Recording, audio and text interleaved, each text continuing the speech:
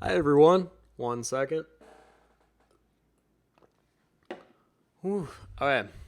This should be a pretty filled stream here. I got a lot to share with you guys. We're going to do some fabric tutorials and then I'm going to update you guys on what's going on. So as I like to start these off, if you want to put where you're watching from, I always like seeing where you guys are in the world, and then we will go ahead and get started as people join in.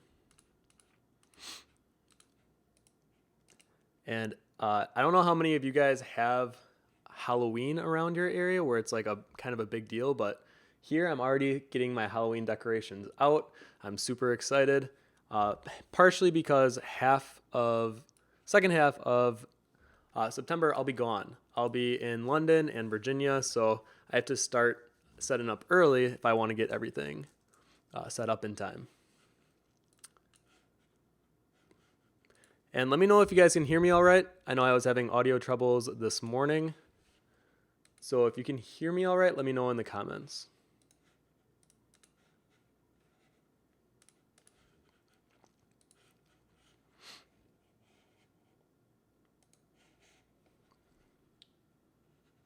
Okay.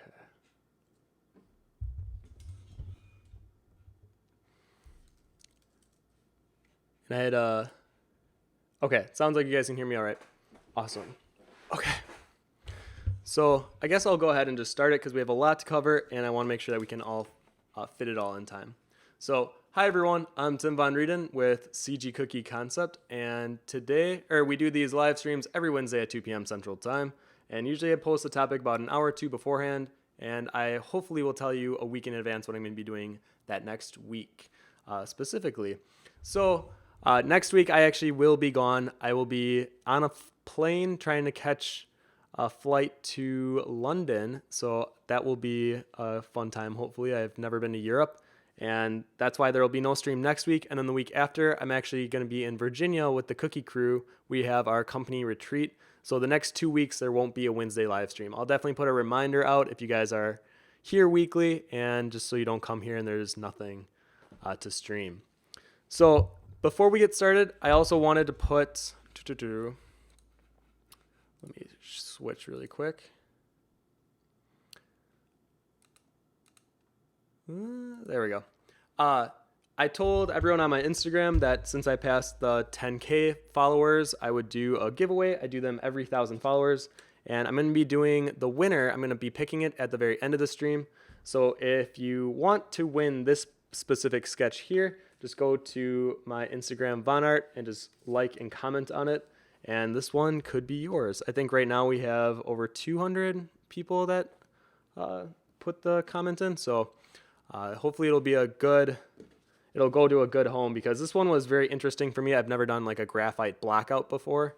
And this is something I definitely recommend. Anyone that's interested in doing more traditional stuff, I didn't think I would like it. I actually kind of fell in love with doing a graphite blackout. So if this is something that interests you, I think I may even do a tutorial on it at some point. So yeah, there's that.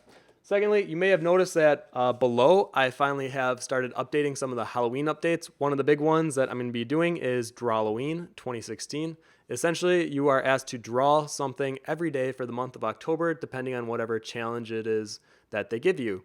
Now, with Drawloween, I have never done such a challenging task of drawing every day with such a specific task, and I think that's why this year, since I love Halloween, I might as well try to get this challenge in where I can do it every single day. And if any of you are interested in joining me, the calendar and the info is in the link below, and I will be posting every single day, and it'll probably be actually like every night because I usually draw in my bed, so I'll probably post around 2 or 3 a.m. every night, but I'm hoping to get that done. I was so excited one night, I actually started sketching and I drew this little witch. I think I may even do a pencil tutorial at some point throughout October of just doing like a fun little time lapse of doing like a witch or Frankenstein, vampire, or something along those lines. I really, really love Halloween. I love the subject matters included with it, so look forward to that. And I feel like there's one other thing. Oh, yes, the contest. We have our seasonal contest coming up. I know it feels like we just finished our last one, but we actually have another one coming up in the beginning of October. It won't be October 1st. It'll be that first Monday in October. So if this is something that interests you, look forward to that, as this is probably my favorite contest of the year just because it's Halloween themed. And not only that, I'm gathering a bunch of other artists to be guest judges. And a few of them you may know, and one of them actually confirmed with me this morning. If you guys know who Feverworm is, she will also be one of the guest judges. Okay, I've done enough talking. Let me go ahead and start the stream for real. Here we go. Okay, so this was requested on our community. Let me see what I officially called it below. It's suggest a stream idea. If you see the box below, pretty much I'm looking at what you guys want to see, and then if I feel like there's one that I feel capable of doing and can kind of do it in like a teaching manner, I'll pick it and then I'll do it during the live stream. So this was one of them, and they wanted me, I'll specifically look at what they wanted. And it was based off of a Carla Ortiz work. It was this. So thank you, Jari. I think you are in the stream. I talked to you earlier. And basically, you wanted to know how to understand how to do complicated folding with clothing. And I'm going to kind of expand on that in doing fabric folding, wrinkles, and everything that is kind of included when you're doing this type of fabric. So this morning I took a little snapshot of a chair setup that I did. I just chose a very lightweight cotton fabric, and this does play into the final result of what you're going for. So I specifically went with something a little lighter so that we can have more of those crumpled areas, and I'll explain to you why that's important as we go along. So let me go ahead and switch over some of these here. And if you guys have any questions throughout the entire stream, feel free to ask. That's why I'm here. And my question for you guys today, my stream question is, what fabric example do you want me to draw? Because after I do this chair example, and then I'll probably do, I took a picture of one of my action figures. It was this guy. And I'm going to explain how to do more folds within an actual character. And then after that, I'll do whatever it is that you guys want to see. So if there's something specific that you guys want to suggest, I would definitely put it in the comments and I will look at them. Okay. And not only put what fabric you want me to draw, but on what. So I saw someone just put satin, but also put what you want me to be drawing on. Okay, and I'm gonna double check here to make sure I got everything.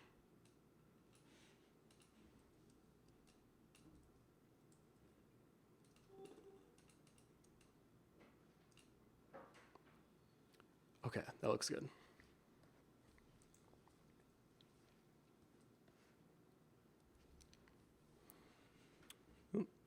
Wait, one more thing. Okay. So I'm going to show you the brush that I'm using. It's going to be a chalk brush. It's kind of my standard go-to.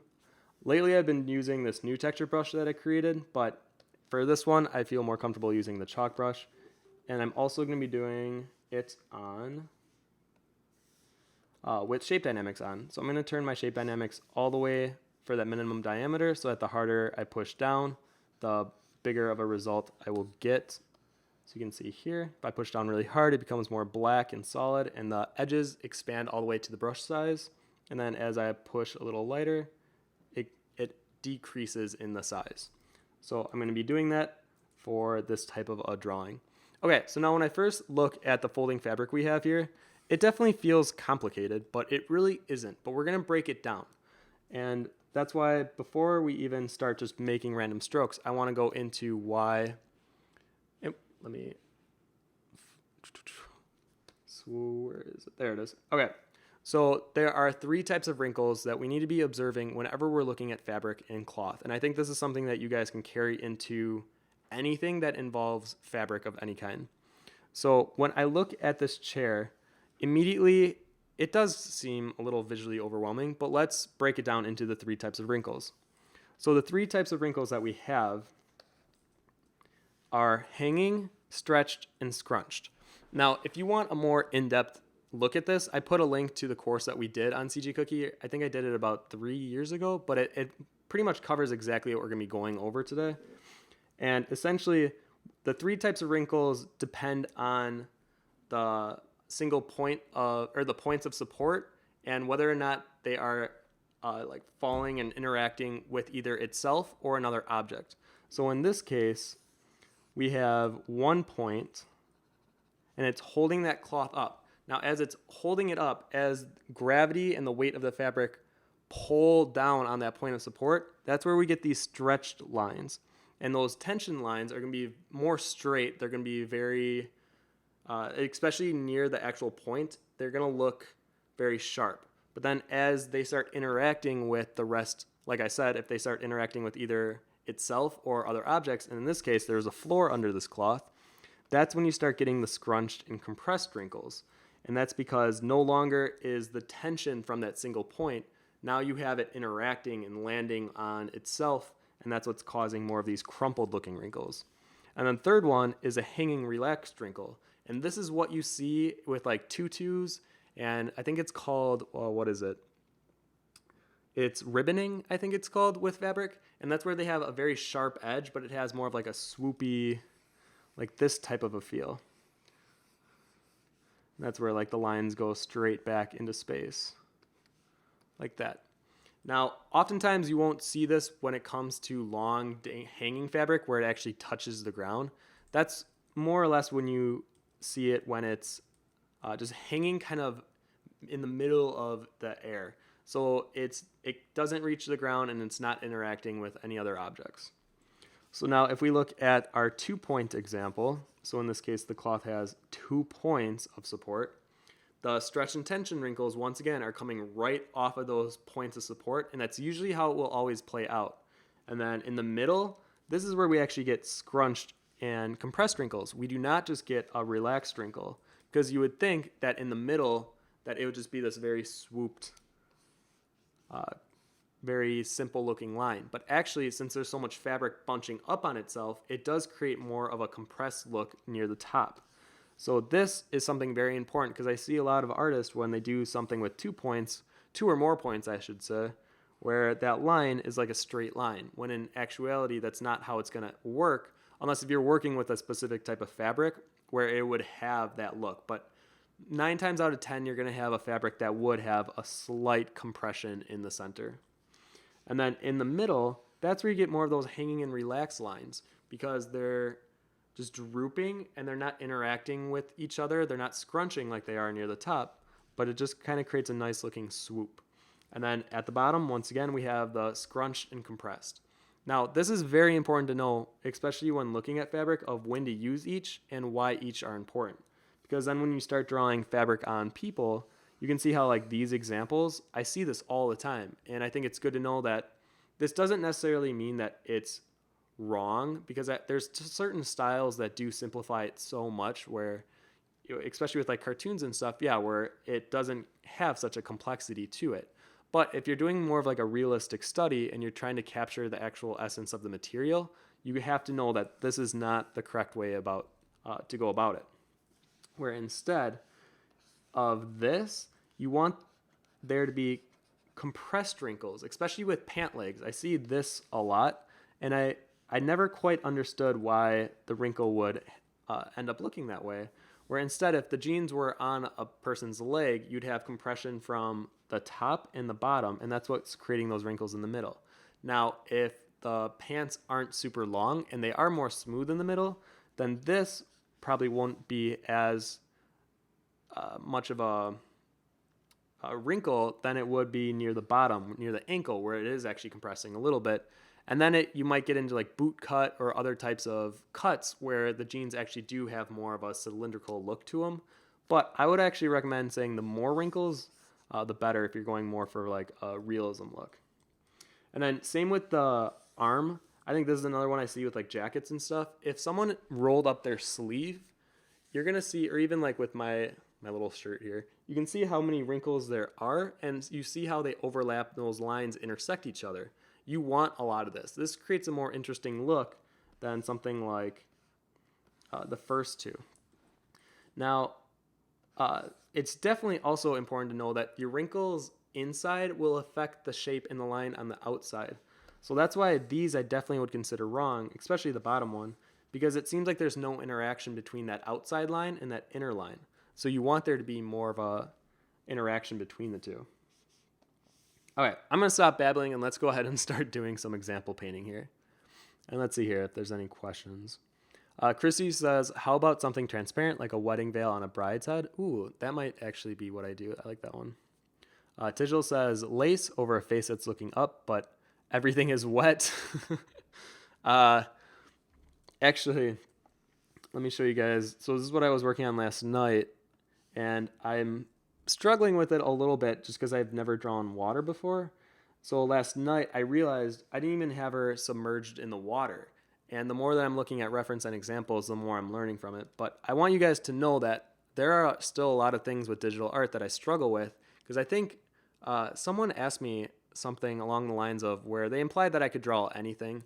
And it's not so much that I think I can draw anything, it's that I believe I can learn to draw anything. And if you guys can have that mindset as well, I think you really can draw anything, but you have to be in the mindset of I don't know how to draw everything, but I know the right steps to go about taking into learning how to draw something. So I'm looking at a lot of water tutorials. I'm looking at a lot of examples of people floating in water, and I'm learning a lot. So I think that it kind of shows a good example of each art piece. If you know it's challenging, you know it's challenging when you feel like it's a journey and that there's going to be a lot of ups and downs. So if you're feeling that within your own art, just know that that's very normal. Okay, sorry, I'm going to stop babbling here. I drew a quick chair outline. I just used it from the proportions in the picture. Let's go ahead and start drawing the fabric here. And let's see. Blue1117 says, I have a tablet glove. I do. I actually haven't used it a lot. It's a Huon glove, and I do like it. It has worked pretty well for me. Okay, so now I'm looking at the lines on the fabric we have, and if I reference the types of wrinkles that we have, I can see that there are a lot of the compressed and scrunched wrinkles. They're everywhere. And this fabric is so lightweight that the pull on the fabric isn't going to be as great as if I was actually going to use this heavier black fabric. And when you hang it on something, there's a lot of tension, stress lines. And you can see here, what should be more of a tension and stress line really isn't that apparent because the fabric is so lightweight that it's not actually pulling down as much. So our tension wrinkles are actually going to look more like compressed wrinkles. And the only stretch and tension wrinkle I kind of see is right here. And I guess from there out, a lot of them are then either hanging and relaxed, or just the rest are really just scrunched and compressed wrinkles, which I think was what the requested picture that you sent was of Carla Ortiz, and I wanted to give a similar example of fabric that is really like interacting and scrunched and laid over on itself. So that's why I chose this one as our example. All right, so to start off, I'm going to go ahead and I'm just going to block it in first. I don't think it's good just to start detailing immediately. I've learned in the past like few months that you really should use your whole arm and get a nice flow to your piece first and then go in and start detailing.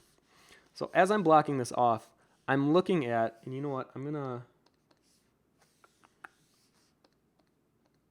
almost want like a red marker so as I'm going I can talk about the wrinkles I'm drawing.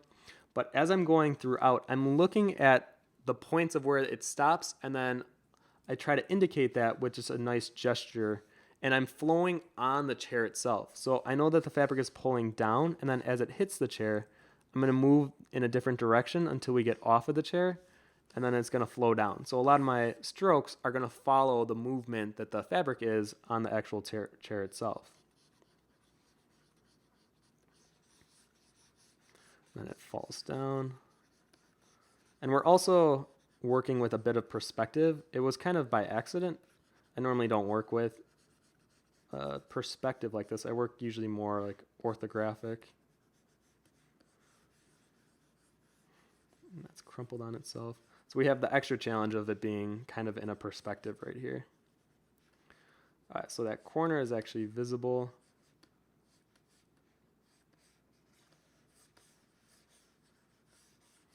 And I try to work faster than I allow my OCD brain to catch up with me. So if I work fast enough, my brain doesn't have time to register what looks wrong, and the details aren't like set yet, which I know is okay, but I have to keep reminding my perfectionist brain that wants to just start detailing like immediately.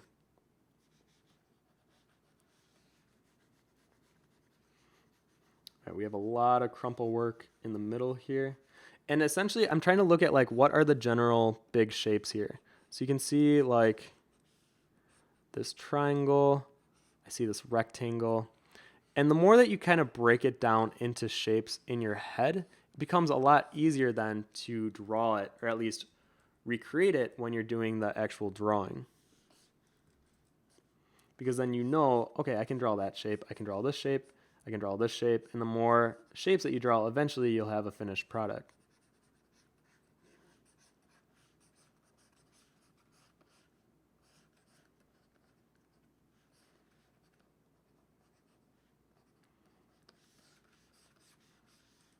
Okay, so immediately I can see that this wrinkle should be pushed over.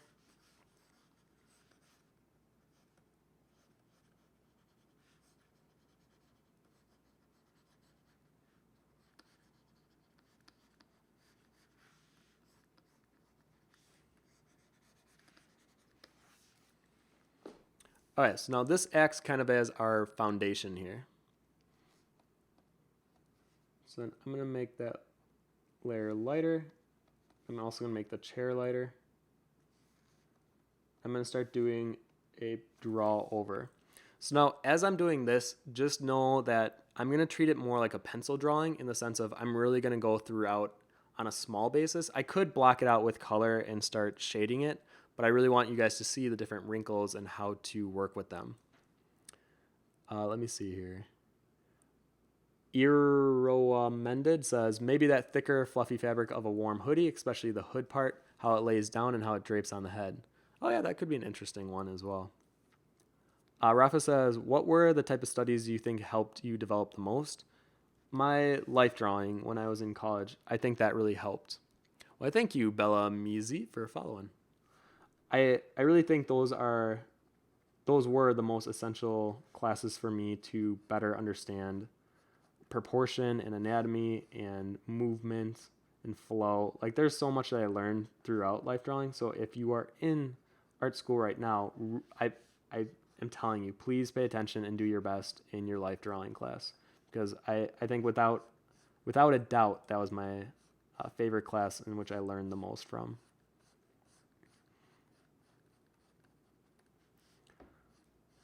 So the reason I say I put even on the marketing post for this is that it may look overwhelming, but it's really not. A lot of something that may look complicated, a lot of it just comes down to it looks meticulous. It looks time consuming. And with these initial fabric, this folding fabric, it just is meticulous. It's just going through and really handcrafting all of these individual wrinkles and making sure that they feel right and accurate. And I think that's what scares people sometimes with doing large types of fabric folding.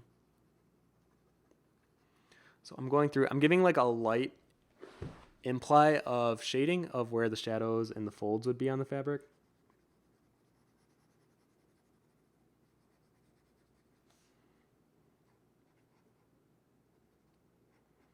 And I'll try to do a few areas specifically. But as I'm looking at shading these, this is what will really give more of a realistic effect. You know what, I'm going to switch this one. And you can see how it's very subtle, but the shading on it will really start to imply the thickness and the scrunch of the wrinkle. And be careful with heavy outlining. This can really make something look incorrect, especially when doing a realistic study like this. So like even this looks way too dark to me, so I'm going to just erase it and redo it. Now, this is a good example of a triangle wrinkle. Within scrunched wrinkles, there are a lot of specific detailed wrinkles. They're called diamond wrinkles, there's triangle wrinkles, and you'll see them all the time. Once you start drawing them, you'll recognize them and you'll start drawing them. So in this case, I see a triangle wrinkle where the wrinkle comes down, or the fabric comes down and then comes back up, and it actually curves around like that. It creates sort of this flowy zigzag. And whenever I talk to artists about doing fabric and this type of like cloth folding, I always tell them don't be afraid of angles, sharp lines, and a really fluid movement throughout. Because when you try to create something that looks perfect, it ends up looking incorrect. And one of my favorite quotes is you have to, or what was it? I think it was chaos is your best friend when it comes to art. And I fully apply that to something like fabric because if it looks super smooth and clean and untouched, it looks very strange in the end result. You want it to have more of a feeling of cloth, and to do that, you really have to look at the scrunch of it all and really push those out. So you can see there's a darker dip in between here. And we have more of a highlight in this area, and then it goes into itself there. And then this one's actually more flat, and I see more of a triangle as well.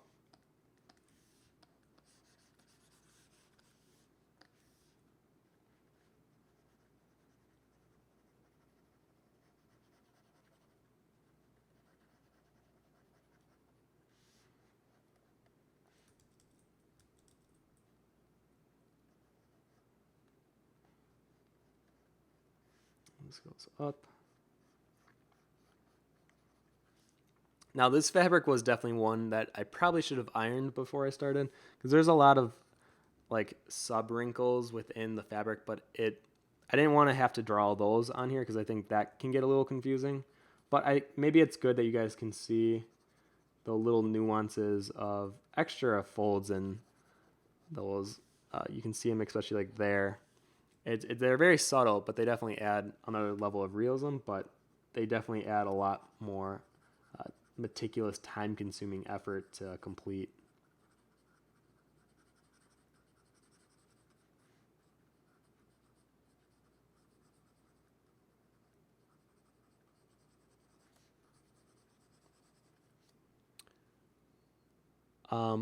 Eve says, let's say that you don't have the exact reference you need for your fabric painting. Is there a good way to construct wing folds? Yeah, usually when I create something that I know will have a lot of fabric, I try to take a reference photo of it. But if I ever try to just wing it, I definitely rely on my previous knowledge of wrinkles and how they work. I may do an example of that near the end, just so you guys get an idea of like how would I go about doing it if I didn't have reference. Because while you're doing studies like this, really analyze what you're working on. Because if you're not seeing what you're actually doing and why that's so important, then the study almost goes to waste. There's like no point of why you even did the study if none of it was retained for future use without reference. So as I'm going through, I'm seeing, okay, look at this divot. Like that's interesting. And you can see how it intersects with that area. And let's try to recreate that here. So I'm going to first put down that triangle that is pretty dense. And it curves around. Like that.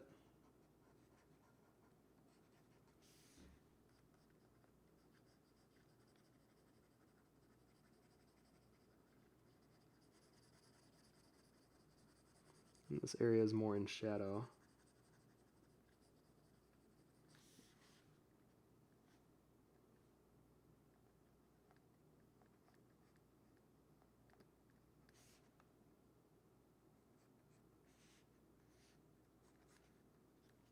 And then we have a whole lot of folding and fabric going on here.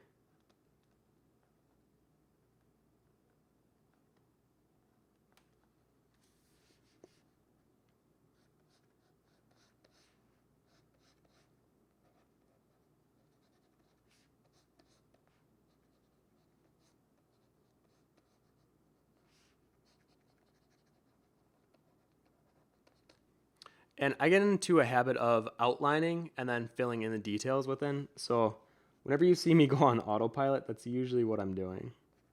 Like just like filling in or giving myself a foundation to work on.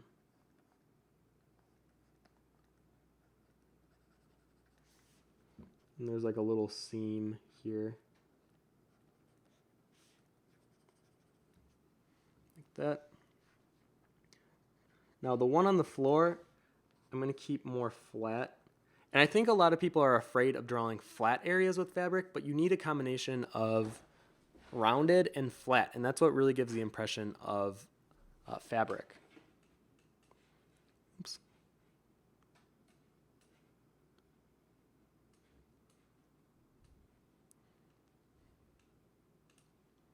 Oh, there we go. Okay.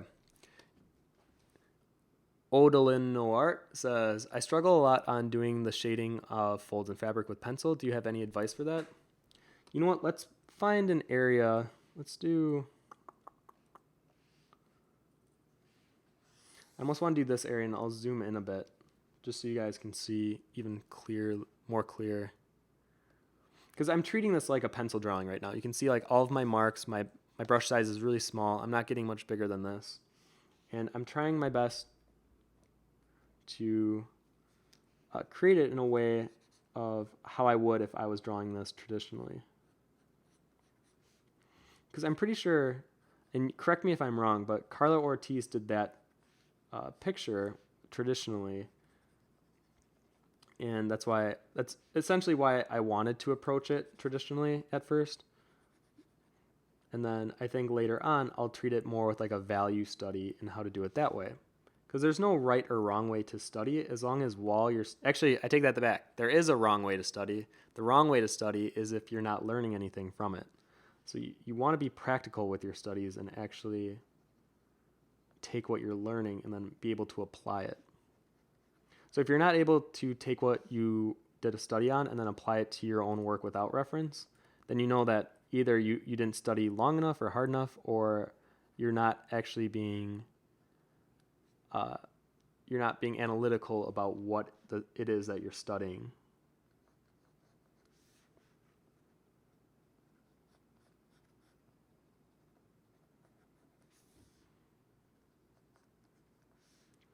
So this is a nice little area where the fabric hangs down and then moves this direction, and it has that nice crease right there that I want to recreate here. And you can see the subtleties of like a S curve there. Because a lot of building up shadows and fabrics like this, a lot of building up fabrics like this is, it all comes down to how you lay in your shadows. Because you can see how I'm implying a lot of folding within the fabric based on where that shadow is lying.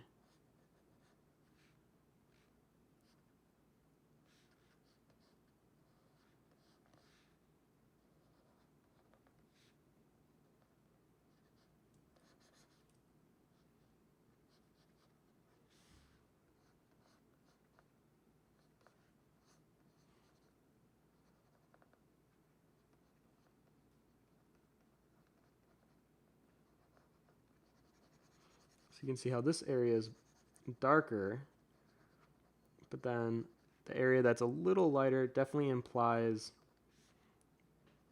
that the light is able to peek through and connect with that part of the fabric more. So even on here, the back side of that shadow. Let me erase some of that underdrawing.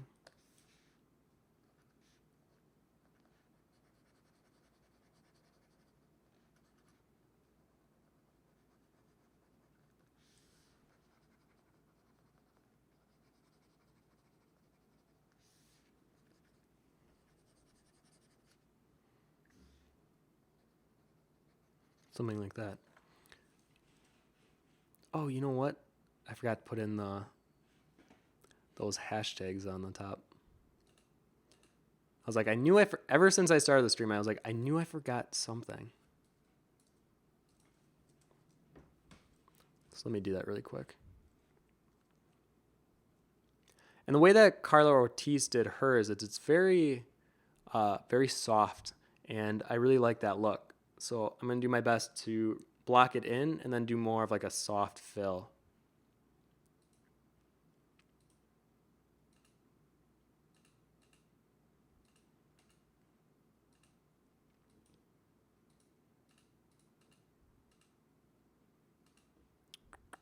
There it is. Okay.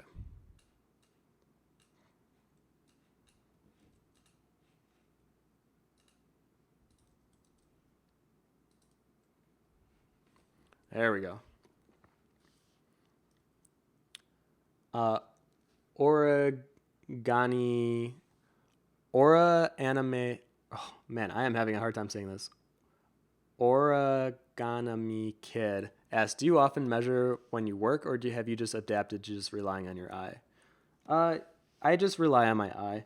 If it's slightly off, I think that's why I like doing organics, because I can get away with, if it's slightly off, I don't have to worry about it as much because it's an organic form, it's an organic shape. So it having some of that disorder actually helps the piece more than hinders it. But I will say if I'm doing something that's hard surface or more sci-fi, I definitely rely on uh, lining things up and measuring and making sure that it works in perspective. So all of that I need to be at least a little bit concerned about. Oops.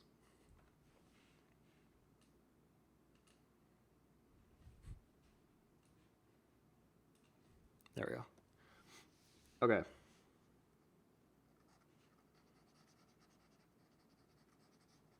So we can tell that the light source is coming in front of the chair, and that's why the area on top of the chair, it's just slightly more in shadow.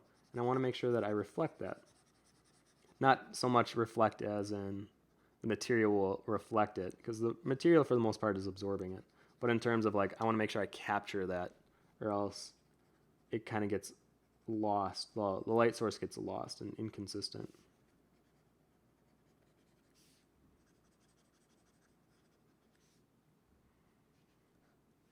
So I think I'm going to, let me see.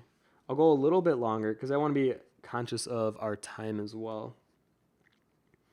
And I think I'm going to detail maybe the bottom of this, and then I'll actually start shading the top area here so you guys can see what it looks like when we start adding value and make it look all nice and pretty.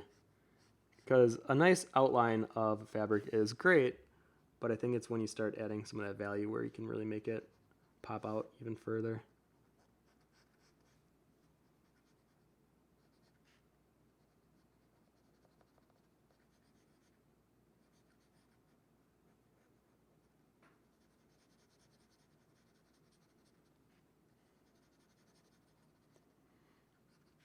Something like that. You can see it's a little darker in that dip. And anytime that you can take reference, especially if you're doing something like this, definitely do it, because it'll help you so much in making your end result just look cleaner and more realistic. Or even if like full realism isn't your end goal, like I've seen a lot of really cool stylized images where it still has a realistic way of treating the fabric and all these folds and indents. So don't think that this is just like a realism type study. You can definitely do this even if you still have a style to your work as well.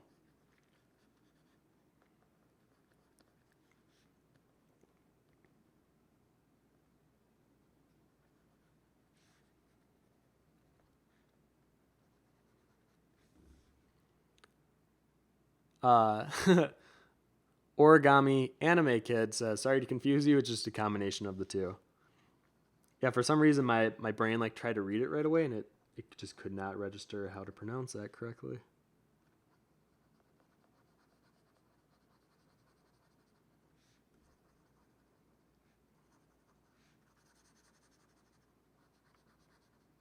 Okay, you can see there's that.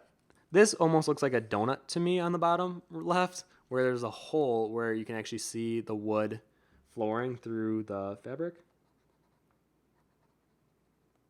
So I'm going to make sure I represent that.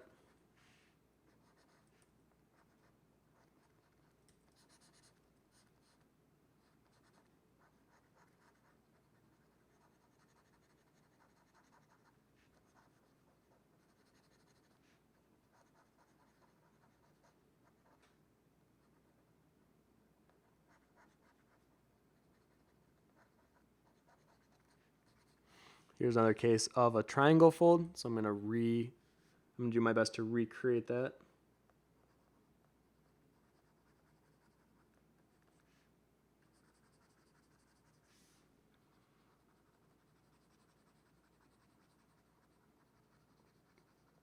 I feel like doing something like this is so much more impressive during like a time lapse, just because I know for a few of you guys, I'm sure this is just like dragging on of like doing the slow fabric folding. But I really do want to emphasize, if you want to make something look really good with complicated folding fabric, it's more or less a challenge of patience than it is technicality. Because a lot of this is just observing what I'm seeing and then recreating those folds. But it's a very, I don't want to say it's a super slow process, but there's a lot of things that you could be doing a lot faster than capturing each individual fold on a draped cloth. And I mean, I'm going really specific with this kind of a look, but if you want to do more of like a spit paint, you can definitely capture a lot of the general shapes and movement of the fabric without having to do this like meticulous step by step. But I kind of like doing this step by step. I'm definitely a fan of rendering. So stuff like this I could do all day and I wouldn't really get bored of it, just because I know that the end result is going to be what I'm building towards, I'm working towards, and that is always an accomplishment for me when I finish. When I see something like this that I knew took a long time, but it really does feel worth it in the end.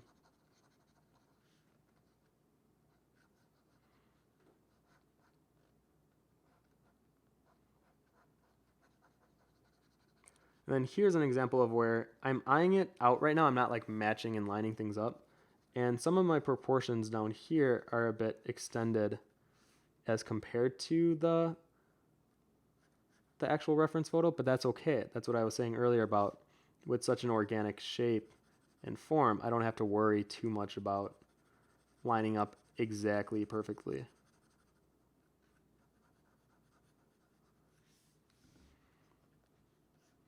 Okay, and this part of the fabric's actually just like just hanging out.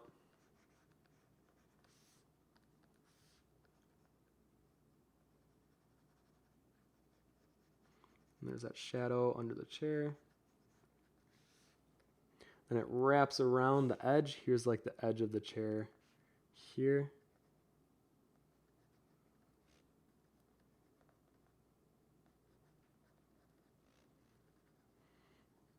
And you can see all these tiny little scrunch wrinkles. And then here's another example of here's two triangle. They're very subtle, but I want to make sure that if I just capture those subtleties, that contrast alone will sell that there's a very, very subtle shift in the angle of the fabric.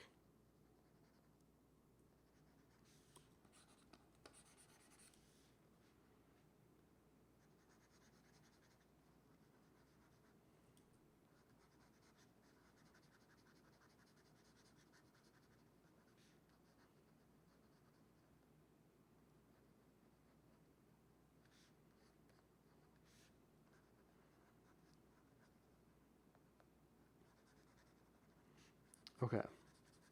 So I think you guys will probably get the gist by now of like how I would treat the rest of the fabric if I went around and actually started detailing.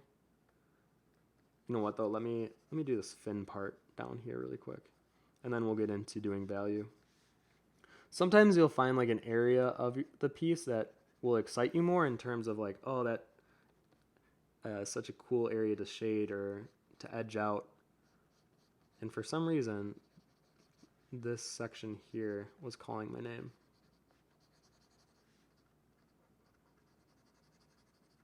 I think maybe because the simplicity of what we're doing here versus what we were doing on this side here, where that's a big crumple.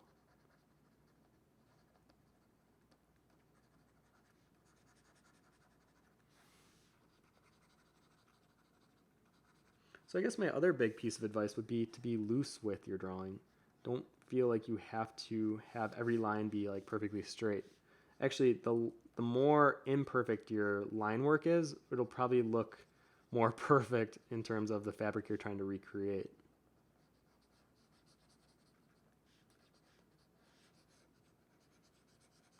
So I guess, yeah, would be a better example of like a hanging, and a tension goes into more of like a tension line here.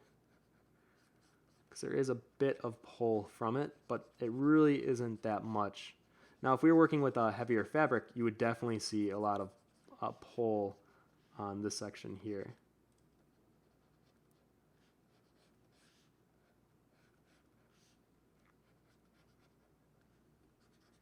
And you can see as we go above the chair, this area, I'm not like making very obvious shifts in direction on where the fabric goes up and around.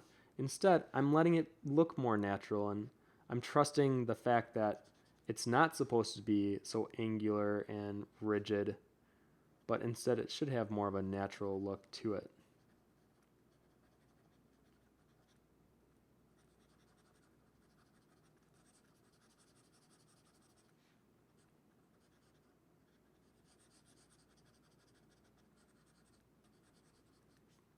Something like that. And then I would work this around, and you see like all these very string-like folds here. So instead of drawing the fold, I'm drawing the space in between the folds, and that's what's giving the end look, the end result.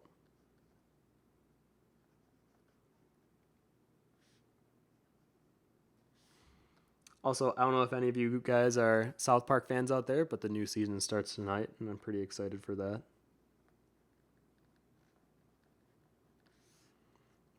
I feel like I've watched every single season that, or pretty much every episode that they've ever made. It's weird, like when it comes to movies, I'm definitely more into serious melodramas, I think a lot of people would call them, but I do like films that make you think and have a layer of complexity to them. But then when it comes to like humor, I think it's very just blunt humor. I appreciate almost like borderline crude, but topical humor. So I'm really excited for the premiere and see what they do with it. Red for NDA. Oh, Red Panda. Wow, I haven't read Leet Speak in a long time. I apologize for that. Does more is more. I'm pretty sure you meant does more is more apply to fabric folds? Yes. I want to say yes, depending on what it is you're drawing. With something like this, I would say yes. But if you're doing something like a t-shirt on a person, I wouldn't go crazy with wrinkles around the armpit area and where the shirt bunches up near the bottom.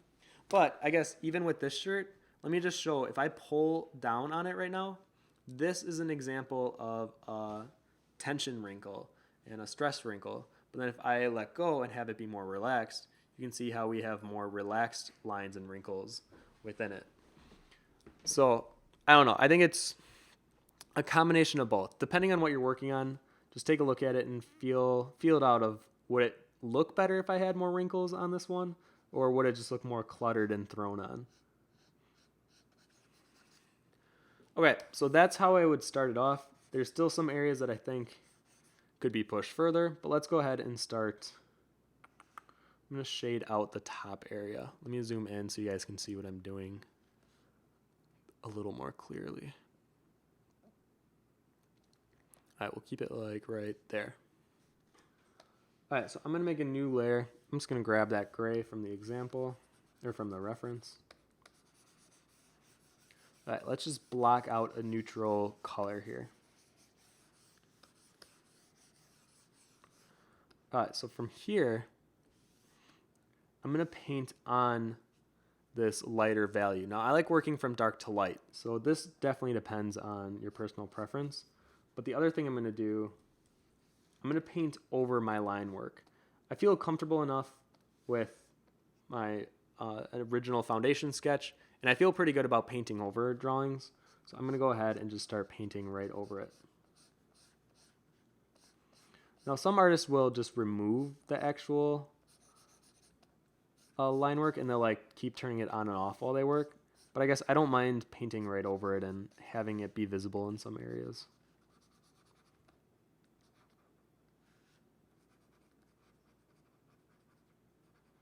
And it's up to you if you want to like completely remove the line work when you're doing something like this, or if you want there to be just a slight edge.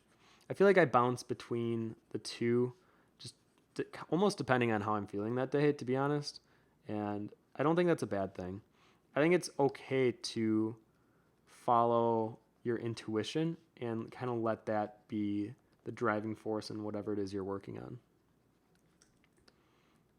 So now this is when it'll really start to have more of a dimensional feel to it, and you want to be very precise about how you're laying in your lighter value. So around that corner, I want to make sure that it's definitely more tight than you can see if I continue that, especially with the reference, it has like a sheen that goes this way. And if I made that any bigger, it wouldn't have that same contrast and line weight to it.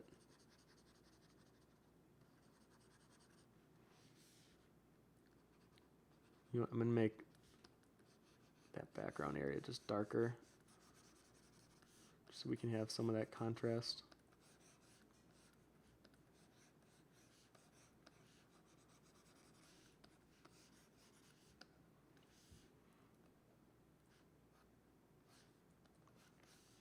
And I'm usually working a lot faster than this. Usually I'll do something like this. And you know what? Maybe I'll switch to doing something more like this. Because as meticulous as I can get with drawing, I've definitely learned to control my meticulous want to detail super early. And instead, more or less block out the values that I'm seeing. And I'm still looking at my initial line pass that I did and working with it, rather than just completely draw over it with no recognition of the previous work I'd done. Because otherwise, that was just a lot of work that was wasted if I'm not using it to my advantage.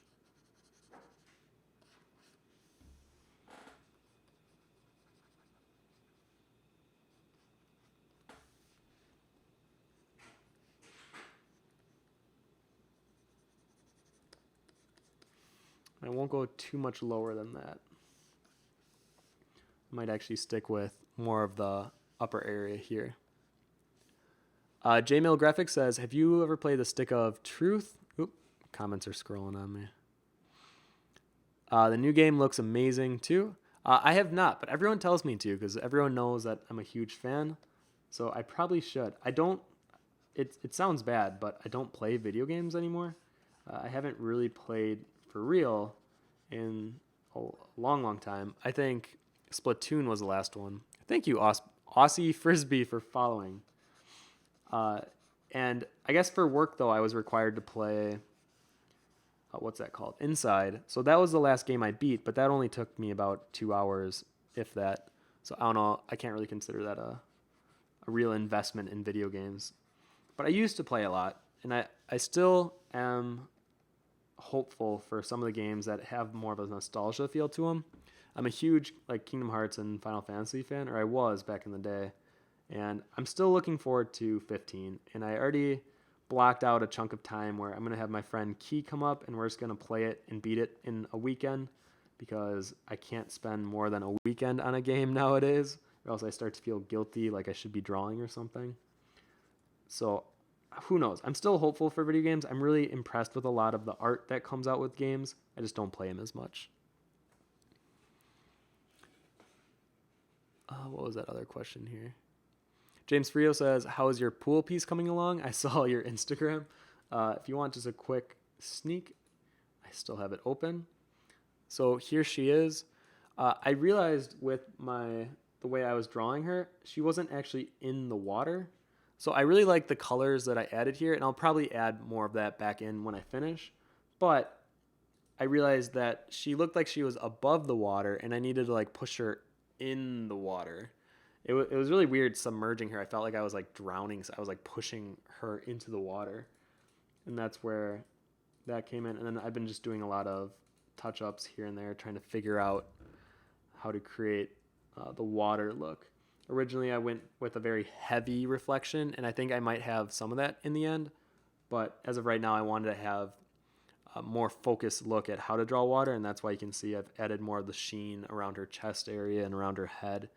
And I'm still playing with some nice, fun color work. Like under her chin, I added that lighter orange. I don't want it to be full realism, or else I feel like I get bored with it. And if I'm bored with it, I feel like the people looking at it will get bored at it. So I definitely want to throw in some color fun with it. So that's where it's at right now. And what's funny is doing a fabric study like this right now and then looking at my Christina piece, I need a lot of this fabric scrunching on the top of the water, and that's been quite the challenge. So I need to take my own advice as I'm doing and talking about fabric and then apply it to my own work. Okay, I'm going to super detail this top area because I think for the stream purposes, I definitely want enough time to really show you guys how to make something look awesome. So I'm going to zoom in on this top area.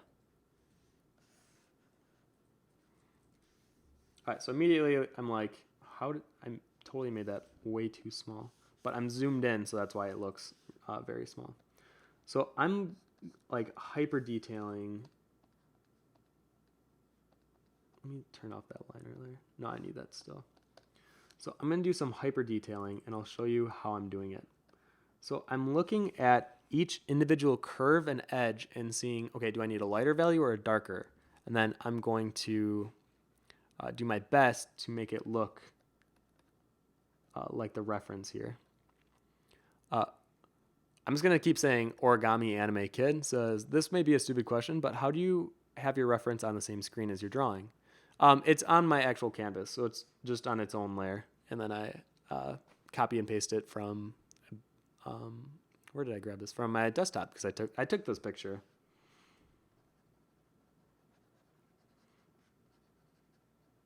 All right, so even under this chair area, we have a darker shadow. And there's some bounce light bouncing up.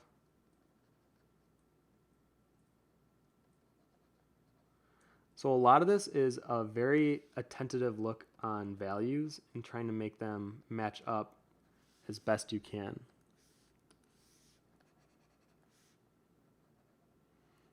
I'm going to add in that darker brown just so you can see that contrast and why those lighter values are so crucial.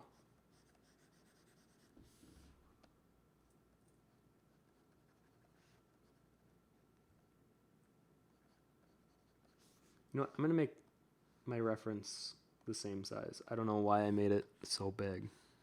Because I keep thinking I underdrew or I misproportioned everything, but it's actually not that bad when I look at my reference.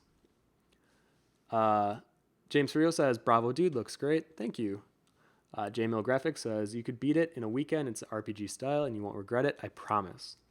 You know what? Maybe I will, because I love South Park and the guys that make it. So I think that would be a fun like weekend adventure. I mean, it's going to be tough because I'll be gone the next few weekends, and then Drawloween starts up, which if you guys can't tell, I'm actually like super excited for Drawloween. And I don't want to say I cheated, but I definitely started brainstorming some ideas, and some of the days are like really get me excited. There are some days where I'm like, I'm not sure what I want to do for this specific day, but the ones that are more specific on like, what was it, like vampires or Frankenstein or a mummy, like I definitely immediately have some ideas. I think now it's going to be my job to like twist my creative gears and see if I can take what's expected and then give you something more unexpected. So who knows? I'm hoping I can do that justice, but I'm sure there'll be some days where it just feels But I think part of the challenge of Drawloween is drawing every day and realizing that there's going to be some days where it's not going to look amazing. And that's okay, because that happens with every artist. And some days you're just not going to be as inspired. Or just for whatever reason, while you're drawing, it just isn't coming out right. And it's one of those things as an artist, you have to just learn to accept that happens.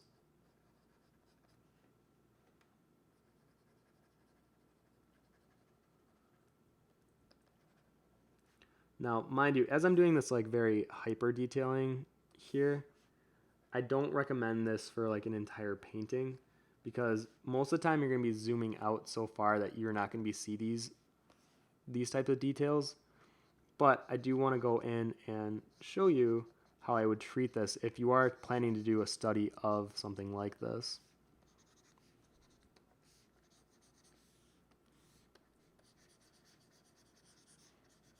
I'm just going to leave this as more of a color.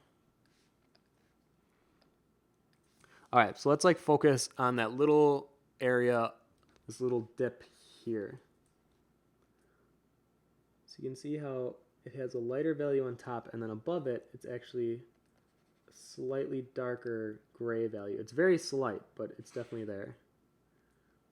And as that builds around,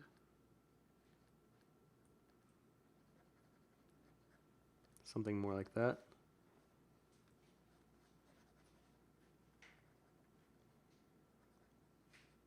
And then we actually have the seam from this fabric right here. So I'm just hinting at it. I don't have to draw a super sharp seam line, but instead I'm going to imply it.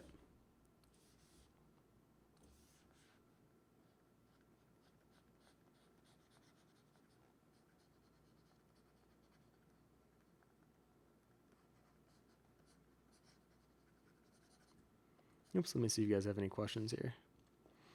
Flamaru says, when are you going to Europe, and will you still be doing a stream while you're there? I'm leaving next Wednesday, actually, so this time next week. And because of that, I will not be streaming the next 2 weeks. Because then after London, I'm going to Virginia to meet up with the rest of the Cookie crew. And we're spending a week in Virginia, which is stateside. And I will not have my big rig with me, so I will not be streaming there either. So the first stream that I will be doing back from all of these little adventures will be in October. So the first Wednesday in October will be the one that I come back on.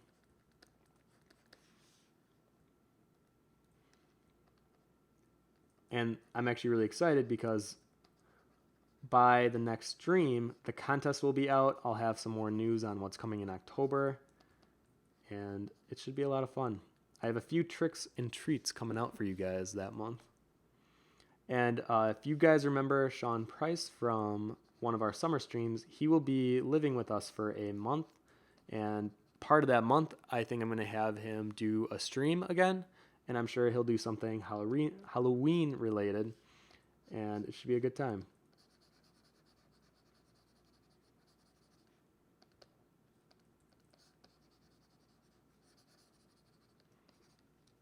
Let me see how that looks. Okay. So you can see how this starts to look a bit streaky, and I want to clean that up because I don't want it to have that streak-like impression. Because I want it to read as fabric, not as a brush stroke.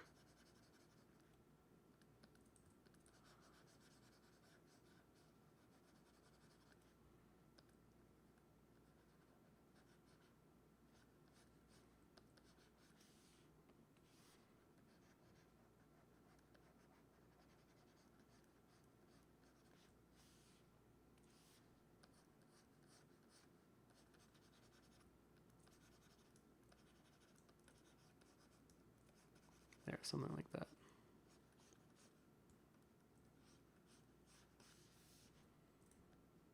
And you would think, okay, well, this is a shadow area. I want to darken it in there and do something like that. But no, you don't want to do that. You can see in the reference, it's actually not that dark at all. On our graph, you can see how on the value scale, it's actually more on the lighter area than it is in the darker values. So I don't want to force a value in there if that's not actually the value that is in the reference. I think that's when I started learning that I don't need to use black as much for my shadow areas. And I started realizing how impressive subtleties can really add to your overall value, and you don't need this intense blackout.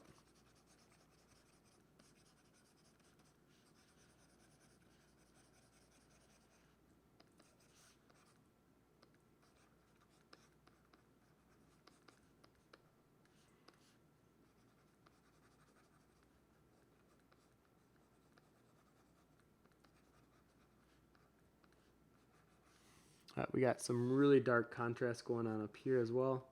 I don't want to focus too much on the interaction of the fabric in the background area, so that's why I'm leaving this more as like a solid color.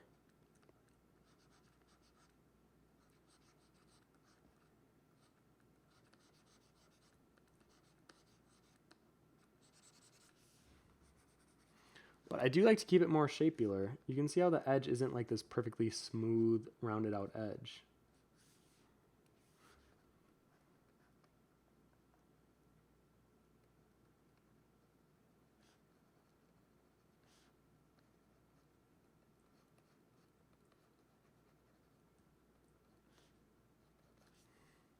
So pretty much I would carry the way that I'm treating this all the way down.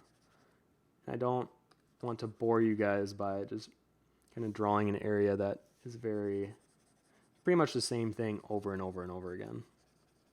Because that's essentially what I would be doing if I wanted to keep continuing this piece down.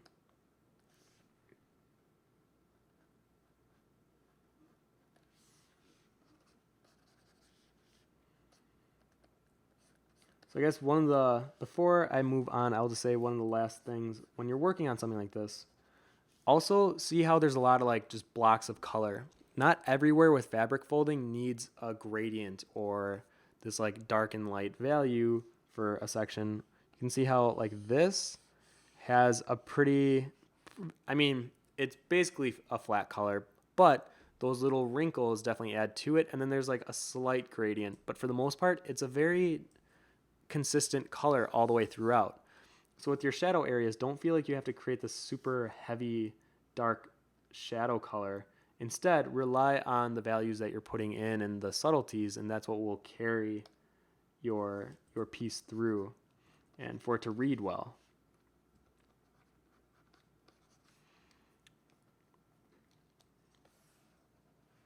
So you can see the transition going up, how we started with this very base sketch.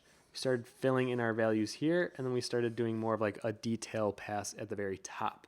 So imagine just doing those 3 steps all the way throughout the actual fabric.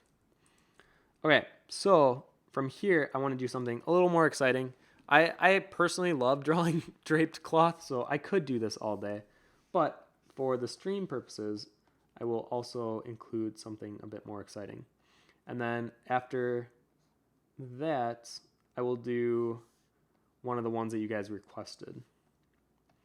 Okay, so this guy here, let me put this in there. This is one of my favorite action figures. I'm going to turn down the shadows just by a touch. Something like, that's a bit much. So like right now, you can see how a lot of it gets lost, which is cool, but in terms of this study, I don't want it to be super lost. Okay, so on this guy, this is Jacob. I'm gonna rasterize it. This is Jacob. And I'm gonna be looking at the leg, near the ankle of how those compress on itself, and then the shoulder or the elbow. And I'm gonna be doing a really quick pass on this, so nothing too detailed, but I want to show you guys how even with something that is kind of replicating fabric on a large scale, I almost use him as my example when I'm drawing my own characters because I like the emphasis on over wrinkled and heavy fabric, where in reality, this fabric is about 8 inches tall. Let me find, here he is. And there really isn't much gravity and weight pulling the fabric down. Instead, it's bunching up on itself. And you can see how, you can see how it creates its own wrinkles. And I like this. I like how complex and different it looks. So he's our little helper today. Okay. So I'm going to do a really, really quick pass. This is more of like a spit paint, I would say. So let's start on the arm. So essentially, I know the human anatomy where the shoulder connects to the bicep, and there's the elbow. In this case, his forearm, and then his hand. So I know that I'm working with this type of, oops. This is actually more in perspective. It's like that. So we're working with this kind of an angle. So I know in my head that there's going to be a lot of compressed wrinkles here and then probably tighter ones near the bottom. Because when you're bending your elbow, that fabric is compressing on itself in this pocket. And then on the other side, it's actually pulling. So you're going to get more of those stress wrinkles. So let me go ahead. I'm going to grab slightly darker yellow. And this kind of goes back to the whole idea that I like to draw from dark to light. So when I'm working, sometimes I'll just lay down a dark foundation color of whatever it is I'm working on, and then go from there.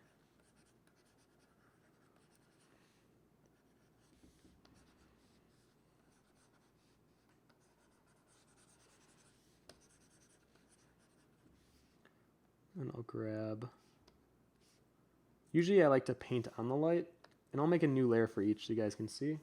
I'm gonna move him to the other side. I just realized my arm keeps blocking my reference. So I'm gonna push him over here. I'm gonna grab that lighter yellow. And then from this point forward, I'm gonna just block in the light. And I'll show you how that like immediately creates a sense of dimension and why that's so important when creating fabric like this.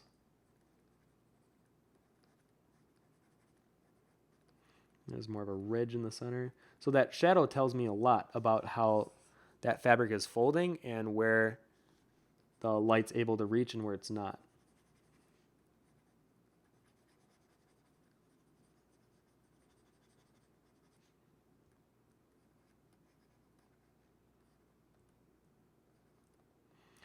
I'm trying not to make my brush too small, because I do believe when you're doing something fast, you're really just trying to block out the values and not care so much about the details. But in this case, the values do get so small in some areas, I do have to rework it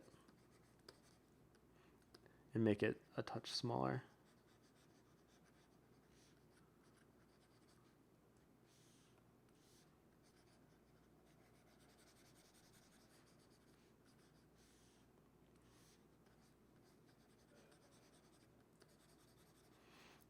All right, so once you have it initially blocked out, and you know what, I'm going to work on a black background as well. Just because sometimes going back and forth between the reference and what I'm working on, there's such a stark contrast that it's easier for me to see if I have more of a true to form background. We used to have like some fringe coming off the top there.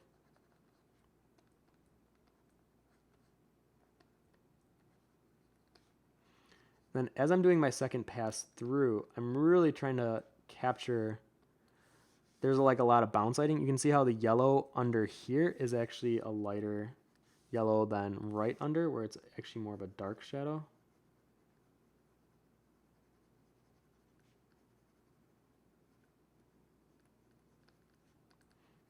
I pulled that way too far. That's okay.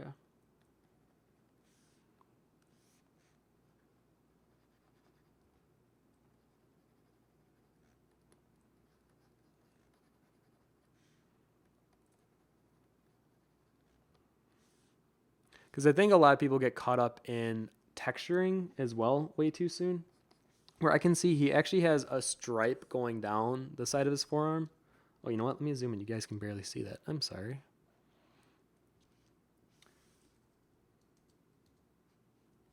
You know what? I'm going to actually push that over. It's like so far.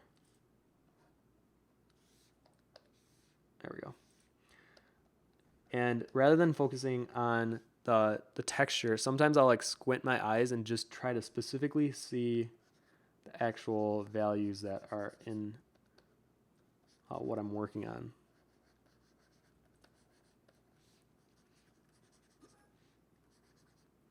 Well, I thank you, Junito Berry, for following.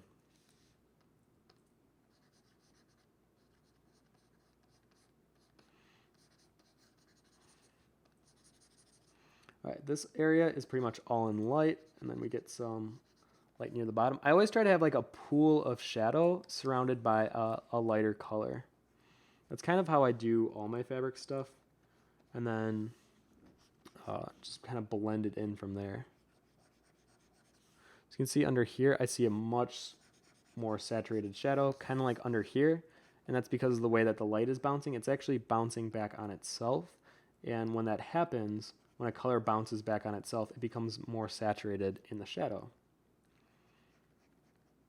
It's one of those tips that has really helped me with my shadow understanding. and how to work it. It's like here. It's more of like that color. So try your best not to like immediately want to go in and highlight like this. Why, thank you, Watson Art, for following. Because as soon as you start to add highlights like this, it almost implies like a rubber suit or some kind of a material that reflects light. And I think we get caught in that when working with more matte fabric. We want to add in these highlights and all these things to round it out further, but that's not how you're actually supposed to treat matte fabric. Instead, you're supposed to treat it as if it's absorbing most of the lighting rather than reflecting it. And sometimes that can be like an added extra challenge for those like myself that like having a very rounded out look to the end result. And I feel like only in the last few recent years that I've really come to understand and appreciate more like soft shading and rendering. And I kind of let that speak for a lot of my art nowadays. Something like that. So the reason I'm trying to do this a little quicker is because I'm trying to show you guys that when you're doing wrinkles, wrinkles are ugly. And the more that you make them crumpled and kind of imperfect, the better that you'll have an end result. So in this case, look at this wrinkle here. Like, look how bizarre and interesting that looks. But when you think of it just purely on like an art base level, think of it as like a really interesting curve and shape that the eye can follow, and that's what makes it more interesting. Where before, if we literally just had like a t-shirt and then like maybe there's one or two wrinkles here and then it goes up. I see this a lot too. And admittedly, I feel like I tended to do this back when I was in school, where there'd be like a few wrinkles in the center and then it would go up. And like this would be the sleeve. And compare that to something like this, and I feel like there is no comparison. Like the top one is far more interesting because you have all these shapes and flows that your eye can follow. Really quick, let me... Blue1117 says, have you played The Last of Us? I feel like the art style is right up your alley. Actually, I did. I played and beat Last of Us. I really liked it. I would say it's kind of in my art style. I do like how interesting it was in terms of the zombies, and they went outside of the box with like fungus. And I like that how it actually plays off of the real fungus that takes over insects. So I thought it was really cool. But in terms of like a style game, I really liked Final Fantasy X. I thought that was like, if I could pick a style for myself in terms of a video game, that one, or Bravely Default, I thought that one was really good. I guess Final Fantasy 15 or 14 had really good designs as well. So I think those games, and Kingdom Hearts. I played it when I was like 10 or 11, and it kind of hit me at that right time in my life, where I was a kid, I loved Disney, blah, blah, blah. Zaynard03 says, I was just following along traditionally, and I ended up with a really busy picture. How do you decide which folds are important enough to include? Yes, I include all of the wrinkles that I see, especially when I'm working on reference. But if you're working without reference and you're doing something like this, I would try to have a few more interesting subcurves and like doing these little hoops near the like elbow area. I like to include a few of those, and then probably like one more on top. I try to wing it a little bit, and it definitely won't look as complex or as cool as this, and that's why I always recommend using reference. But I would say you want to draw folds that will add more interest to your piece. It's kind of tough because I'd have to see what you're working on, and then maybe I could tell you. Maybe, do you want to post your whatever you're working on? If you post it in the community post where I posted this live stream link, I will definitely take a look at it and do like a quick pass on what folds I would include or not include. Flamaru says, Jacob, what is he? He's so cute and neat. I need one. He's actually a 3A toy. I don't know if you guys follow their brand, but they make really awesome, unique toys. And in the past year, they've been making more like fan-oriented toys, like superheroes and stuff. But for a long time, they would make only original toys and figures that either Ashley Wood would create or they would just create from their own in-house studio. And I love them. I think they are like the coolest action figures. So he's got man's best friend on the chest. You know, they're really posable. It's real fabric, so you can like push and manipulate it. Like you can see the shoelaces are actually real. So if something like this, these type of toys interest you, I definitely look into the ones they have. I have, I think, 5. It's like, here's another one. This is Mr. Scarlet. He's also dead. But like the proportions on this are awesome. He has like these really crazy spike hands. Let me show you. And then he has like this really weird dart in the middle of his hands. But I use this for drawing a lot as like reference. You can even see like on the back of the hand how much detail. They're a really cool company, and I love their toys. I like that they're actually like pliable, and the zippers, they actually work. And one of mine lights up, so that's really cool. I don't know. I'm impressed easily by original figures like these, and I love them. So yeah. Okay. Blue 1117. Oh yeah, I did play Last of Us. I liked it.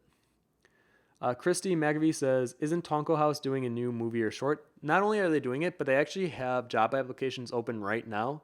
So if any of you are interested, I would actually go check them out and see if any of those positions apply to you. A lot of them require a lot of work experience. So if you haven't worked in the industry, you may not get accepted, but there are 5 positions open, I believe, right now. So you should definitely check that out. Okay. What are we doing on time? 3:24. Okay, maybe I'll do a quick pass on the leg as well here. And then I will go ahead and do the original one that you guys want to see. Okay, so in this case, let's go ahead and just block out our leg. And I'm going to do the same thing I did up here, but rather than painting on the light, I'm going to paint on the shadows. Because there isn't a right or wrong way to do this. It's just a different way of approaching it. I personally would rather paint on the light, but this is definitely a personal preference thing. Let me give myself more of a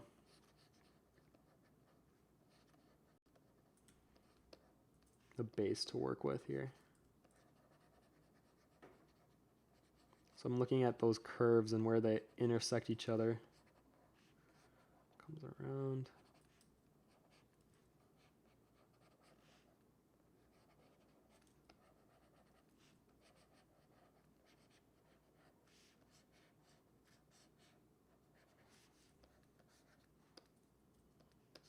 All right, so let's go ahead and start painting on the shadow.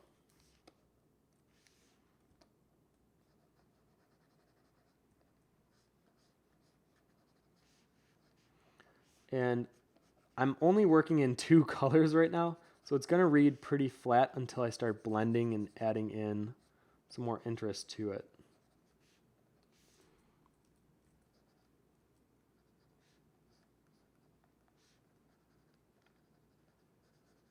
But a lot of it just comes down to like quick sketching silly shapes, really, where it almost looks like utter chaos and nonsense until you start putting them together.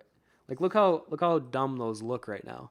And they won't actually start to look like wrinkles in fabric until we do like the detailing and blend it out more.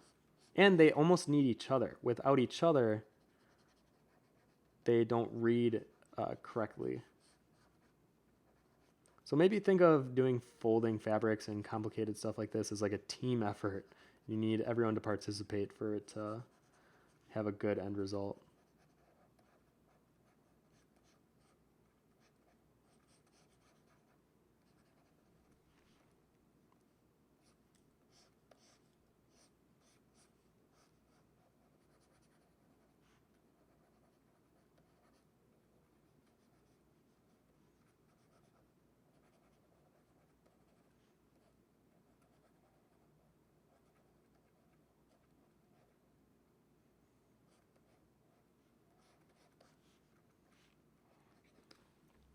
All right, I'm going to go in on another layer. I'll probably make the layer much lighter. Something like there.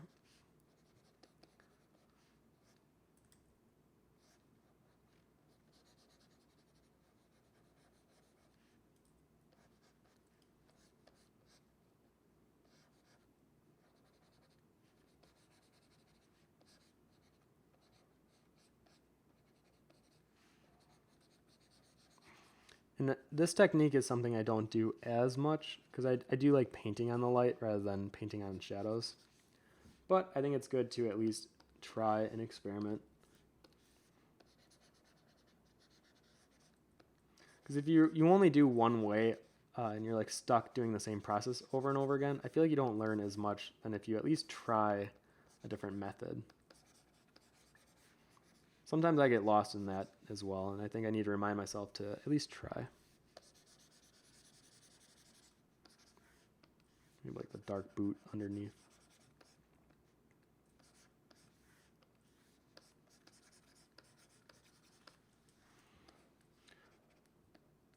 Alright, so now I'm going to show you how I would probably do a quick pass on blending it together, and then we'll add that extra level of detail. So this is my blender brush. On Photoshop, you can see how it's actually called the mixer brush. I call it my blender brush though.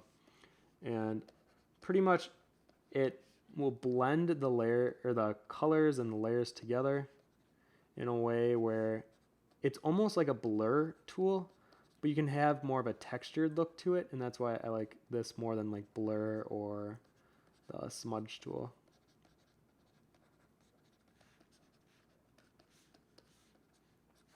You can see like if I do it on the area on top too, it'll create this really nice look. Sometimes working with just the hard edge brush, it can create a look that is very brush strokey, which sometimes it works, sometimes it doesn't. It all just depends on what you're working on. JSouth75 says, looking at taking a class on schoolisms, any suggestions on one? I love Bobby Chu. I think if you guys take a schoolism one, I would try to find one that he teaches. I think he's a great person to get inspired from. I watch all of his YouTube videos. He's someone that I want to reach out more to just because I would love to have him on the stream and talk to him further. I think he's just a really awesome personality, and I think that the way his methods of teaching are equally helpful, and the way he goes about it is wonderful. So if you're looking at schoolism, I would try to find one that he teaches specifically.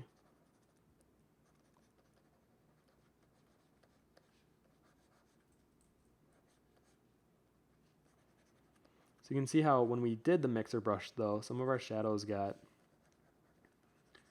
kind of wiped out here, which is okay.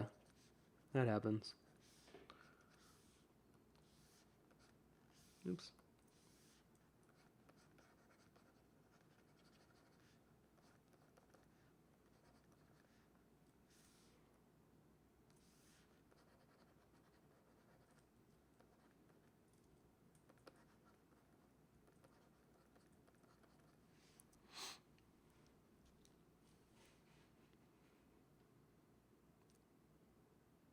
Zaynard03 says, sorry, I meant I was following with the cloth over the chair. It didn't seem like you, hold on. Thank you, Marina Marl, for following. All right, let me try to read this here. Zaynard03 says, sorry, I didn't mean I was following with the cloth over the chair. I didn't seem like you when you were doing the line art, you included every wrinkle. Oh, thank you, Jeb1411 for following. For the chair, I definitely, let me just open it really quick. So there's definitely areas that I needed to finish in the center. I think just for the sake of the stream, I didn't include every single wrinkle, but if you look like on the left side, I did try to capture all the wrinkles that I was able to see, and then same with the bottom and the top one. I try not to overlook a wrinkle, but if you feel bored with it or impatient, I would just take a break for a second, look at it almost like objectively, and really look at, okay, where can I add in more wrinkles? Where does it look more open? Where does it kind of get muddy with my lines? And that's when you should try to rework it then.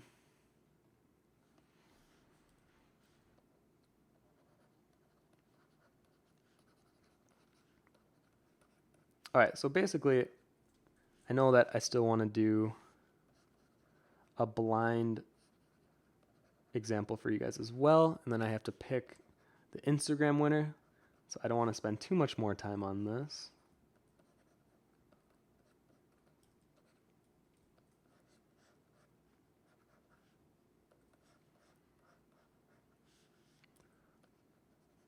but essentially, I think you guys are getting the gist.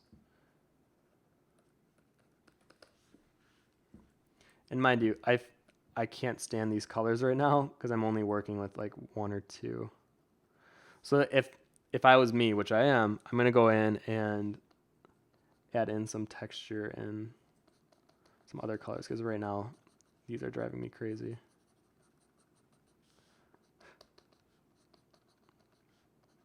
And I think this is where I let my intuition take over. So I don't look so much at the reference and I'll look at what is in front of me. Where do I think it needs more interest?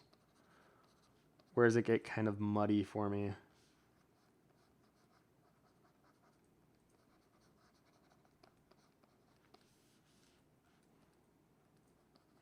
Then I'll also start to look at like the little wrinkles.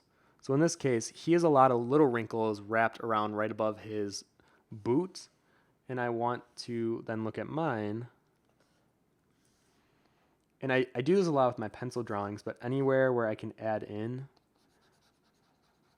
And let me actually clean up the edge and then I'll go ahead and do just a quick pass.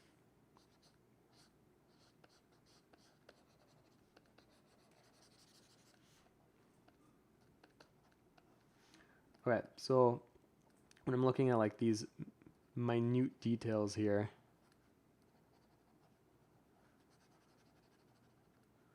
you can see how we have like little implications of the edge, and I almost like to overemphasize those just a touch, just so that they add more interest to the viewer if they're actually taking the time to look all over, and they can see then the little detail that was put into every area, not just like the focal point of the piece. And then they even have the little stitching, which then I would go in and I would include that as well. Now, I mean, I'm not going to include it if this is going to be seen from a super far away viewing angle, but if this is something where it's more of a close-up, even like here, I would probably want to include that just so I can almost show the viewer that there's more attention to detail than just blocking out the wrinkles. Because sometimes people can just be impressed with something like blocking out wrinkles, but I think there needs to be more to it than just that, because otherwise I feel like it's more of just a one-to-one reference study, which can be, I mean, impressive on a technical scale, but on a creative scale, like even today with what I was doing, creatively, I didn't really have to flex my creative muscle that much compared to just like pure studying, analyzing, and almost acting like a photocopy machine, which is what my art teacher always called me. And as hurtful as it can be, I think it's true. I think there's some things where I can just look at it and just draw it, but her whole point was saying that you need to be technically impressive as well as being creatively impressive. And I really hold that true to this day on how you can't just impress people with how good you can draw a realistic portrait. You need to also have something conveying behind that portrait, whether the emotion of what you're feeling, of what that character is supposed to be feeling, and then push it to a point where then whoever the viewer is can look at it and see something deeper. There's like a deeper meaning within it. It's not just a nice technical analytical study of, oh, he can draw faces really well. And if any of you are realism artists out there, I think you can definitely relate with that whole mess of feeling proud of yourself because technically you've approached and really leveled up your skills technically, but unless if you're also leveling up your skills creatively, I feel like it goes to waste a bit. All right.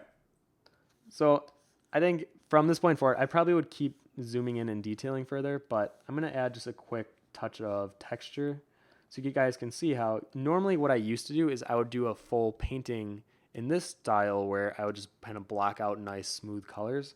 And at the very end, I would create like an overlay and multiply layer and just throw on, like let's throw on some texture. Oops. So you can see how I'm like livening up some of those shadow areas to be more yellow and just more of a fun color. And then I'm going to go in with my multiply now. Now this is where I'm actually looking to add in texture. You know what? I don't want to use this brush though. I want to use...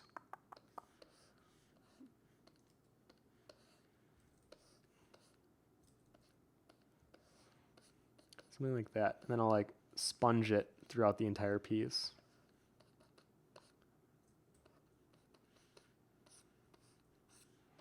Then if there was any area that I felt was too heavy, I'll just use my eraser tool then and go over it.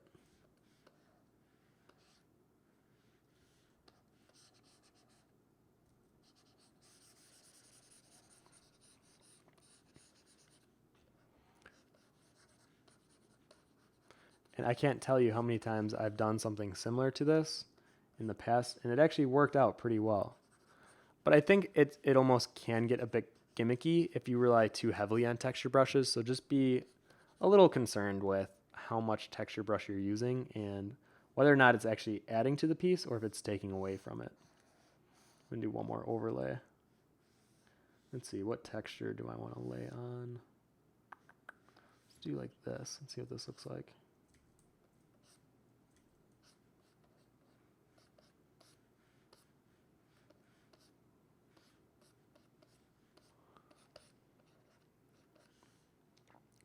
Something like that. Now, I'd try not to get too carried away with overlay and multiply. I definitely got in a trap when I was in school on how I would rely on it for everything in terms of my shadows and highlights. So I've definitely learned to paint on more of the texture rather than rely on it. But it's a nice way to at least see what it could look like with an overemphasis on your shadows and highlights. Okay, so to end this stream off, let's go ahead. What were the suggestions that you guys had? I think the one that stuck out to me was the wedding veil. I'm going to do this blind here. Let me see if there's any questions while I'm getting ready.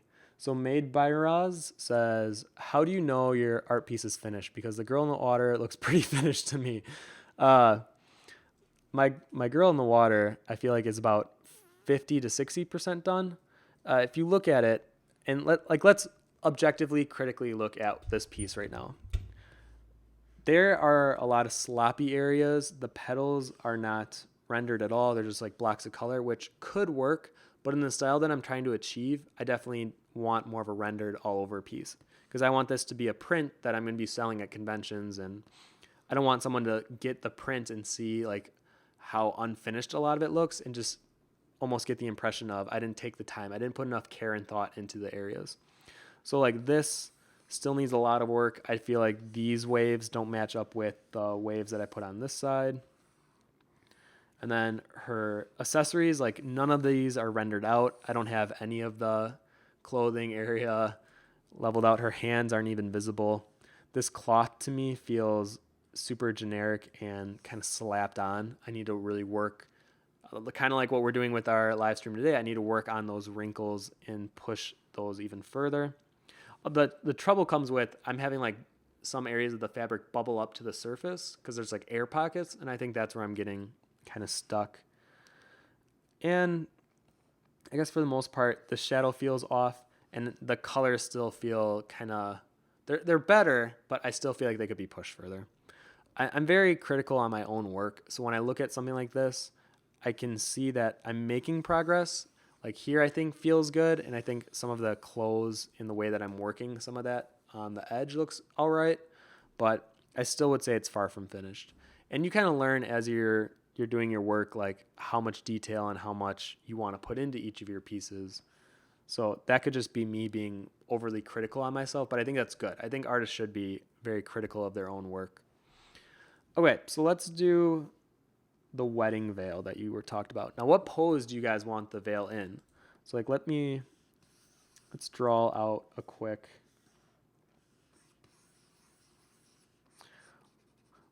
maybe, I don't want to do like full profile. Let's do like, she's like looking slightly this way.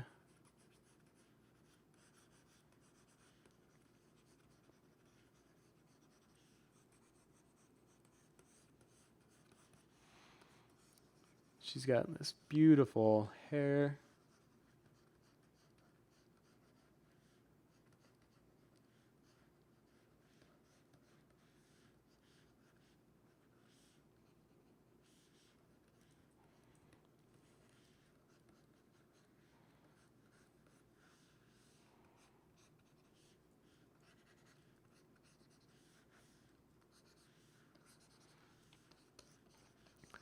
All right, so I think I'm going to give her kind of like a pulled back big hair do, and then we'll put the veil on top of that.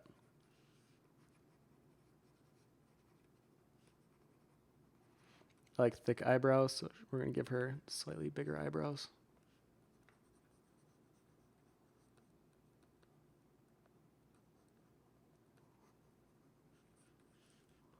Oof, that eye is way pushed over.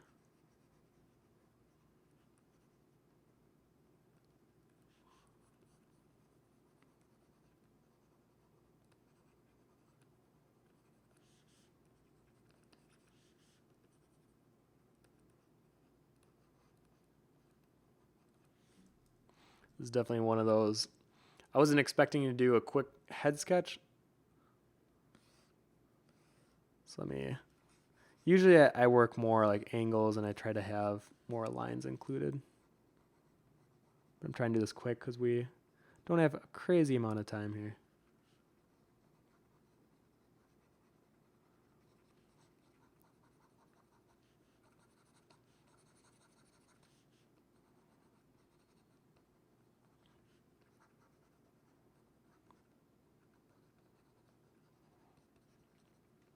I mean, I guess we could have left our bride more faceless, but that wouldn't have been as fun, would it have been?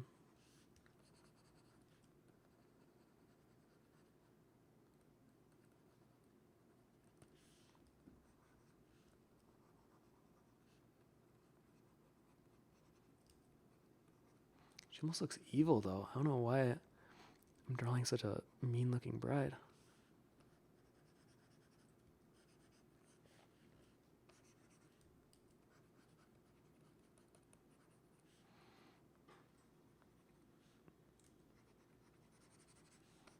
I mean, I guess her head doesn't matter too much compared to the veil that we're going to be drawing, since that's the actual focus of today.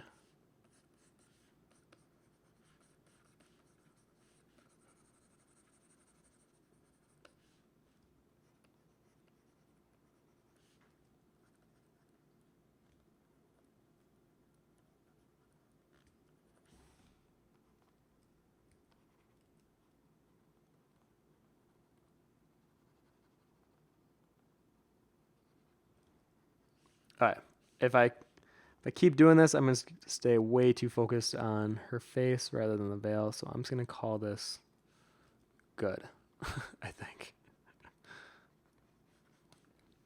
All right.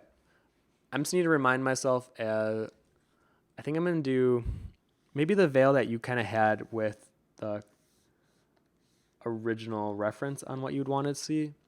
So I'm pretty sure it had a veil, but you could see the face though. Actually, I think it was. So maybe I'll do something like this. You know what? Yeah, we won't see the hair actually, because I'm pretty sure in that reference you couldn't see the hair. But don't tell me though, because I want to do this blind. I don't want to have to use reference. Because I want to show you guys of how I treat folds without reference.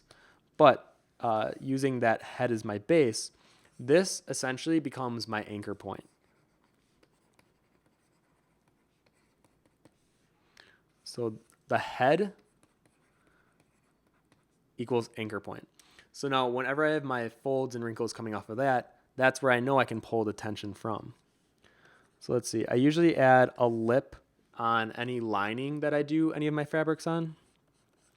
So I like to imply that. Why, thank you, the sculptress, for following. Actually, I'm pretty sure, is that Lisa? Hey, how are you doing? Welcome to the stream. So as I'm pulling down the fabric, you don't have to go straight down with it. So you don't have to make all your fabrics going straight down, unless if it's a very heavy fabric.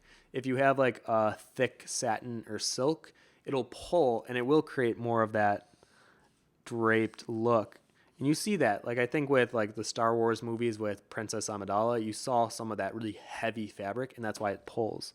But if we're doing something more cloth-like and it has more of like a cotton feel to it, then I'm going to play with working with big shapes. I'm going to work with it kind of scrumpling up on it itself. Well, thank you, Squash Tofu, for following.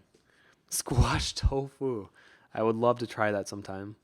Actually, I'm a huge fan of tofu, so maybe I should try combining those two. And the way that I'm working with these fabrics, if you can tell just from my figures that I like to collect, I like big over the top scrunches and folds. So on the head, I know that there's going to be, it pulls back and there's going to be like some kind of a dip in the back of the neck. So rather than it being boring going straight down, instead, I'm going to pull it way in, create some nice folds, and just play with it. It doesn't have to be a perfect straight down fold, because with this kind of fabric, you can get away with it kind of rumpling up on itself, and it doesn't have to be this straightforward fabric. So I'm going to play with these different wrinkles, and not all of them will work. And sometimes I have to go back and re-look at the wrinkles that I did, be like, okay, does this make sense? Do I like the way that this is falling down? So like this maybe went too far down, so I'm just going to pull it back here. Something like that.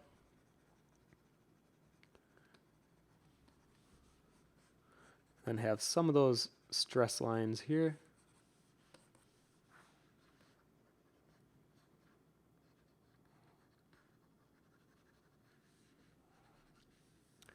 Something like that.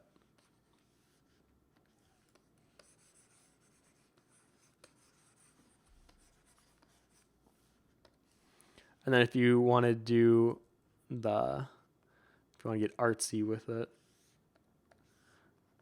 add just like a little veil going from one side to the other so that she can like barely see out.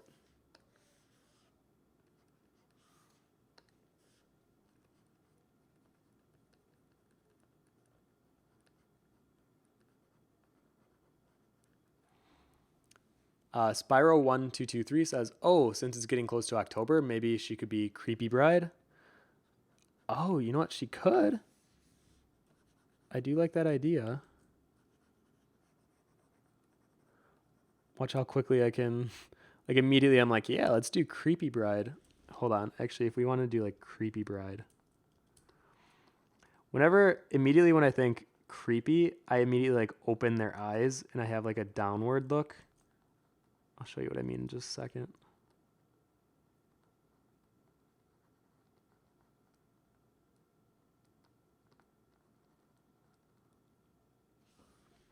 Oh, that looks like way too excited. Hold on. Yeah, something more like that. Then I like pull down the eyebrow and get like a, oh God, I'm not liking that at all. No, we're going to keep it more pretty, but maybe we'll do like scary pretty. Just like in the way that we do the makeup.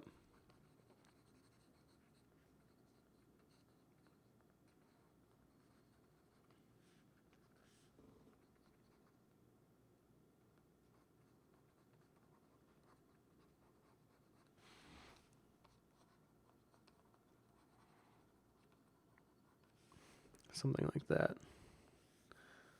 But then this veil is so thick and opaque that you can just barely see her eye.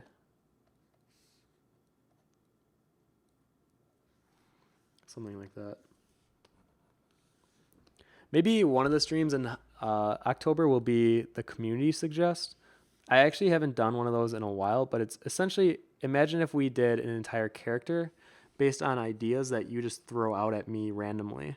So like you could say you should do more of a scary eye, or like have her bleeding black tears, and then I would go ahead and add that in and see if we like it as a group effort. Because I did it before, and we created, if any of you used to watch the old streams, this character called Pothead, and he was like a little walking robot that had a pot on his head, and a lot of that, pretty much all of it, was based off of ideas that you guys suggested, and I really liked the final outcome of that.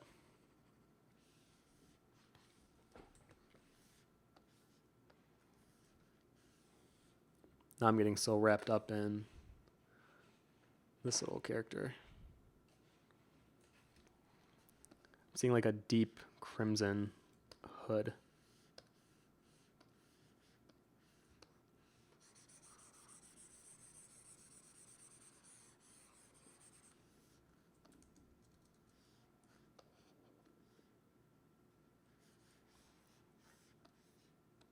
and like with a few areas where the red, just like a very blood red.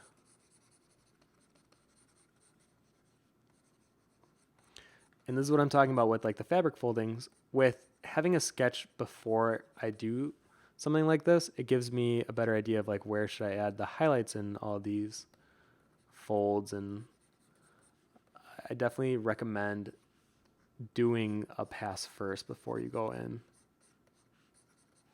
and start shading it out.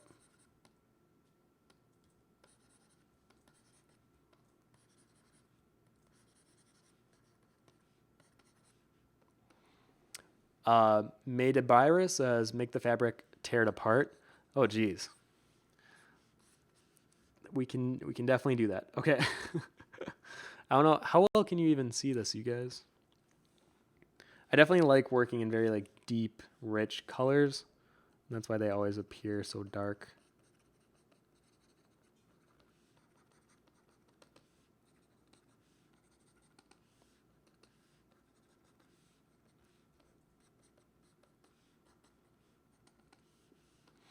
All right, so if we wanted something that was more of a tearaway, let's see, where can I add tears and rips? Well, it's almost like I want this hood to be like, I mean, we're starting to get into Halloween territory. I'm making this look like a witch now. Which, mind you, I'm totally okay with.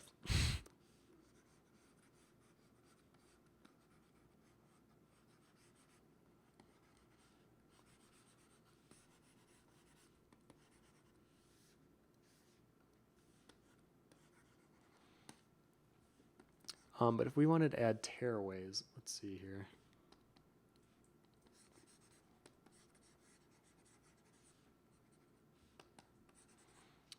I would probably add it. All right, let's say that her hood near the end was more of like a teared up, and if we wanted an actual like hole in it, I usually like to have like a loose string holding some of it together, like that. Like it implies that it's still hanging on by a thread, literally.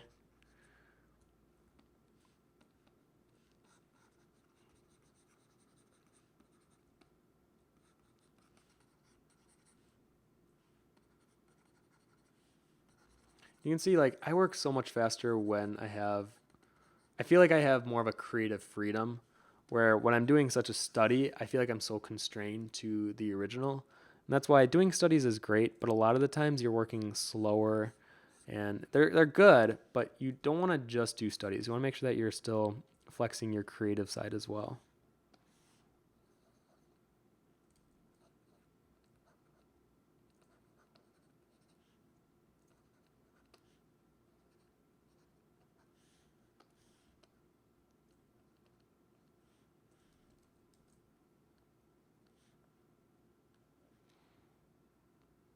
Okay.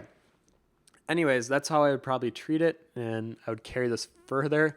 She's definitely like a blood mage of some kind, I think. Yes, it's Tijal says, how's Cal doing? I haven't seen him in a while. If you want, I can show you. Let's see if I have him. This is what Cal looks like right now, and he's looking pretty good. But if you guys want to, let me. So I haven't done a 3D paint over in a long time, so it's been kind of fun doing these. But I finished Melvin's on Tuesday. So here's his paint over. He's the one on the right, the finished one. And it's funny, I haven't done a paint over like this in so long that I had to like relearn some of the skinning things with making sure like areas in the armpit and where the seams match up, where you can't see the seam, it looks seamless. Like the arms and the body right now, they're actually disconnected with the way that it was unwrapped, but I tried to paint it in a way that it looked fluid going up the arm. So that's Melvin. And then let me find Cal really quick. Cal's not finished. I just started him. I have till tomorrow to finish. So mind you, he's not finished, but here's where he's at right now. You can tell there's still a lot of areas that I need to clean up, but Kent did a phenomenal job on modeling these little guys, and this is where they are right now. If you guys don't know, we're trying to make a little demo for a game, and part of my job this week was to texture and paint Melvin, Cal, and the mole. Actually, that we did last week during the live stream. Kent modeled it in 3D, and then tomorrow I'll be doing a paint over on him. So that is what my work will be like tomorrow. So there's Cal. And then, yeah, so this is the unwrap. So I literally will paint on it, and then I'll turn the vertices on and off to see where I'm painting. And then let's see. Made by Ross. Oh, okay. That's how you pronounce your name. Okay. Zaynard03 says, you're just a big fan of Halloween. Very true. Laura Lapel says, I can distinguish the form, so it's okay. Wonderful. Lyozol Hell says, random, but I really love the new chalk brush. It works really well for me, so thanks for making it. That's awesome. If you guys want, you can download the chalk brush for free. The other chalk brush, it actually, I haven't put it on the site yet because I'm still, I guess I shouldn't say I'm testing it anymore. I think I like it enough where I'll include it in the pack. So if you want to download these brushes, I'll include this one in the next week or two. Christy McVeigh says, what about holes in the veil? Oh, like if you wanted actual holes in the veil. Usually I try not to make it too obvious when I'm doing a hole in such a thin fabric.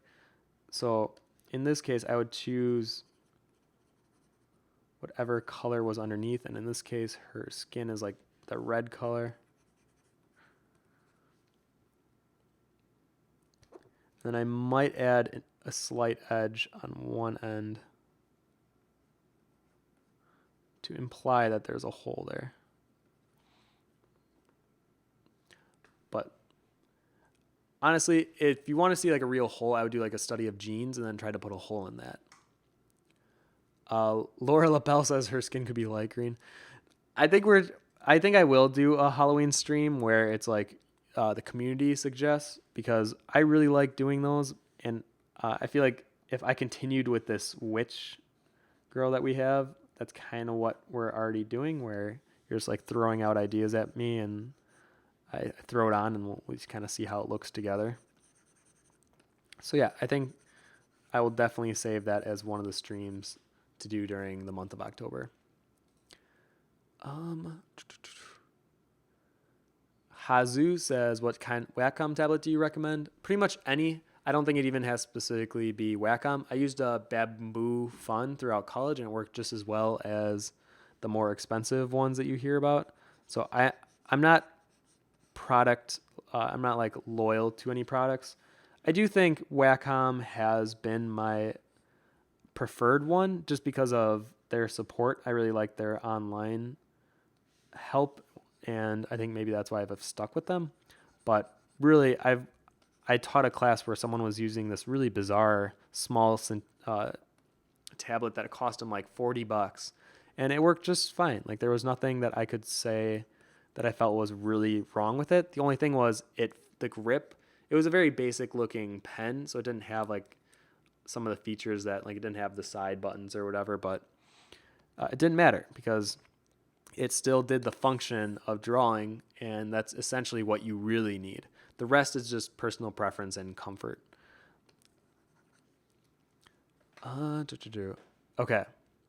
So we're already running a little overtime, but hopefully that this stream helped you guys maybe see another side of how you could start doing your folding fabrics, and especially with the study that we did at first. I think studies like those are great for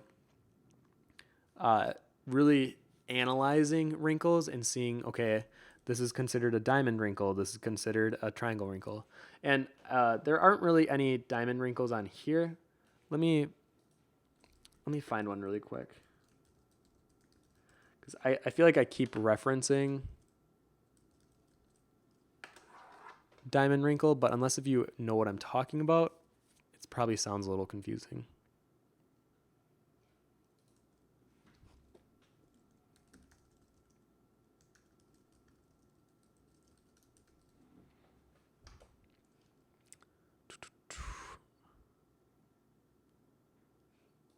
Let me see if essentially, I mean, you'll get it right away as soon as I show you. It'd be like, oh, okay, yeah, I know that those are diamond wrinkles.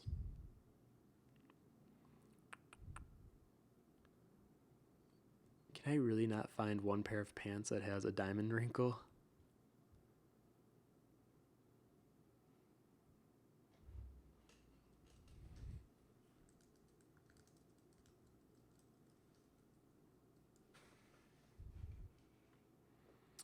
All right, this isn't the best example.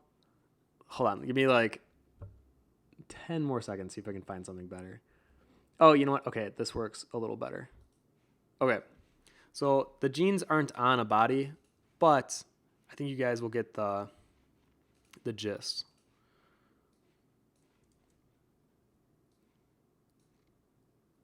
Oops, why does it keep doing that? There we go. All right, so on the jeans, a diamond wrinkle is this section here. Well, I thank you, Moglum, for following. So a diamond wrinkle is this. And I know that this isn't on a body, but they still appear even when there's a form within it. And you see these all the time. And sometimes what may look like to be a triangle wrinkle, if this was pulled up a little higher, this would actually be a diamond wrinkle as well. Essentially, it's when there's 4 points, and you see this a lot with fabric, but you don't recognize that it's a diamond until you see it. And then every time you draw fabric, you want to include these diamond wrinkles and triangle wrinkles. And the more that you have of them, the more realistic of a look you'll get. But really quick, let me just show you. I want to find.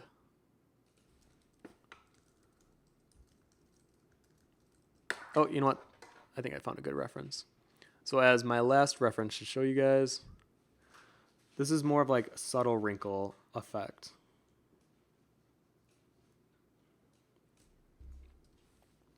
So you can see on here, this is our diamond wrinkle right below the knee. Here's one on this side too. And you can see how the wrinkles aren't overemphasized, but they definitely add a complexity to the image than if it was just perfectly straight. Those subtle dips in these wrinkles in this fabric really makes a difference. And when fabric is pulled tight together, that's when you get more of these tight, stressed wrinkles, which are sometimes really small. You can see like down here, we have quite a few. And I would definitely try to include that whenever you can. It's one of those little subtleties that immediately imply that the fabric's being pulled into more of a condensed area. You see this a lot with like, if this was your, oops. That was the worst jacket thing I have ever drawn. Hold on. So let's say,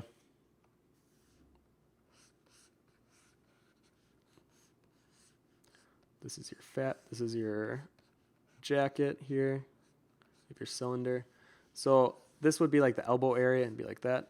But you'd want some kind of a crease in here. And this is where you're like, oh, okay, maybe I'll start adding in diamond wrinkles and throw in a bunch of that nonsense. But if you do that, make sure that the outside implies it as well. Otherwise, it starts to look kind of funny. But then also here, perfect area to add in some of those tight wrinkles to go inside of this cuff. And maybe not that many, but enough where it definitely implies that the fabric's being pushed into this condensed area. So yeah, I hope you guys were able to learn a lot from today's stream. I know that drawing fabric's one of my, I would say, more favorite things to do, just because it's so organic and you can be more free with it. But before we leave, let me go ahead and switch on. As one last reminder, I'm going to do a quick drawing for a randomly chosen winner for this drawing that I put on my Instagram. So let me go ahead. I'm going to share my, let me see what my browser source is.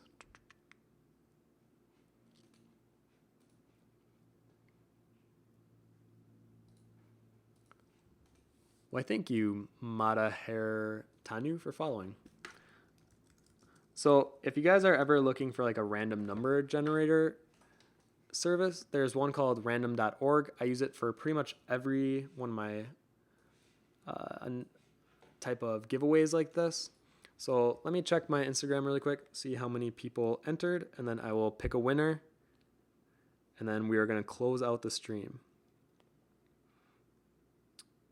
Oh, we actually had 314 comments. I thought we just had 200. All right.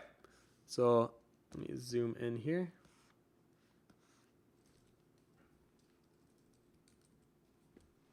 I'm going to type it in.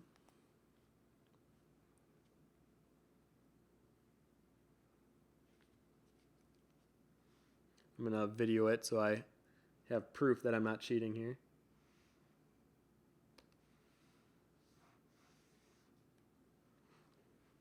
Okay, so whoever is 115, I'm going to figure that out, and then I'll post the winner.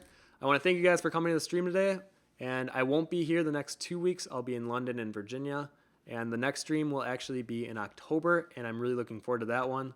I'll probably, you know what, I might do the Let's Draw, where you guys suggest things for me to draw, and I'll just kind of collaborate with you guys. I thank you, Sagekri, for following, and hopefully I'll have more news for you guys on the next stream about the contest. And just so that you guys know, the contest is going to start up in less than 2 weeks. And the only hint that I'm going to give you, do I have a hint? Do I want to give you a hint? I'm going to say cone. Your hint is cone. Okay. So thank you guys for coming to the stream, and hopefully we'll see you next time. And I can't wait to share the excitement that I hopefully will have in London and Virginia with you guys. Okay, thank you so much, and till next time.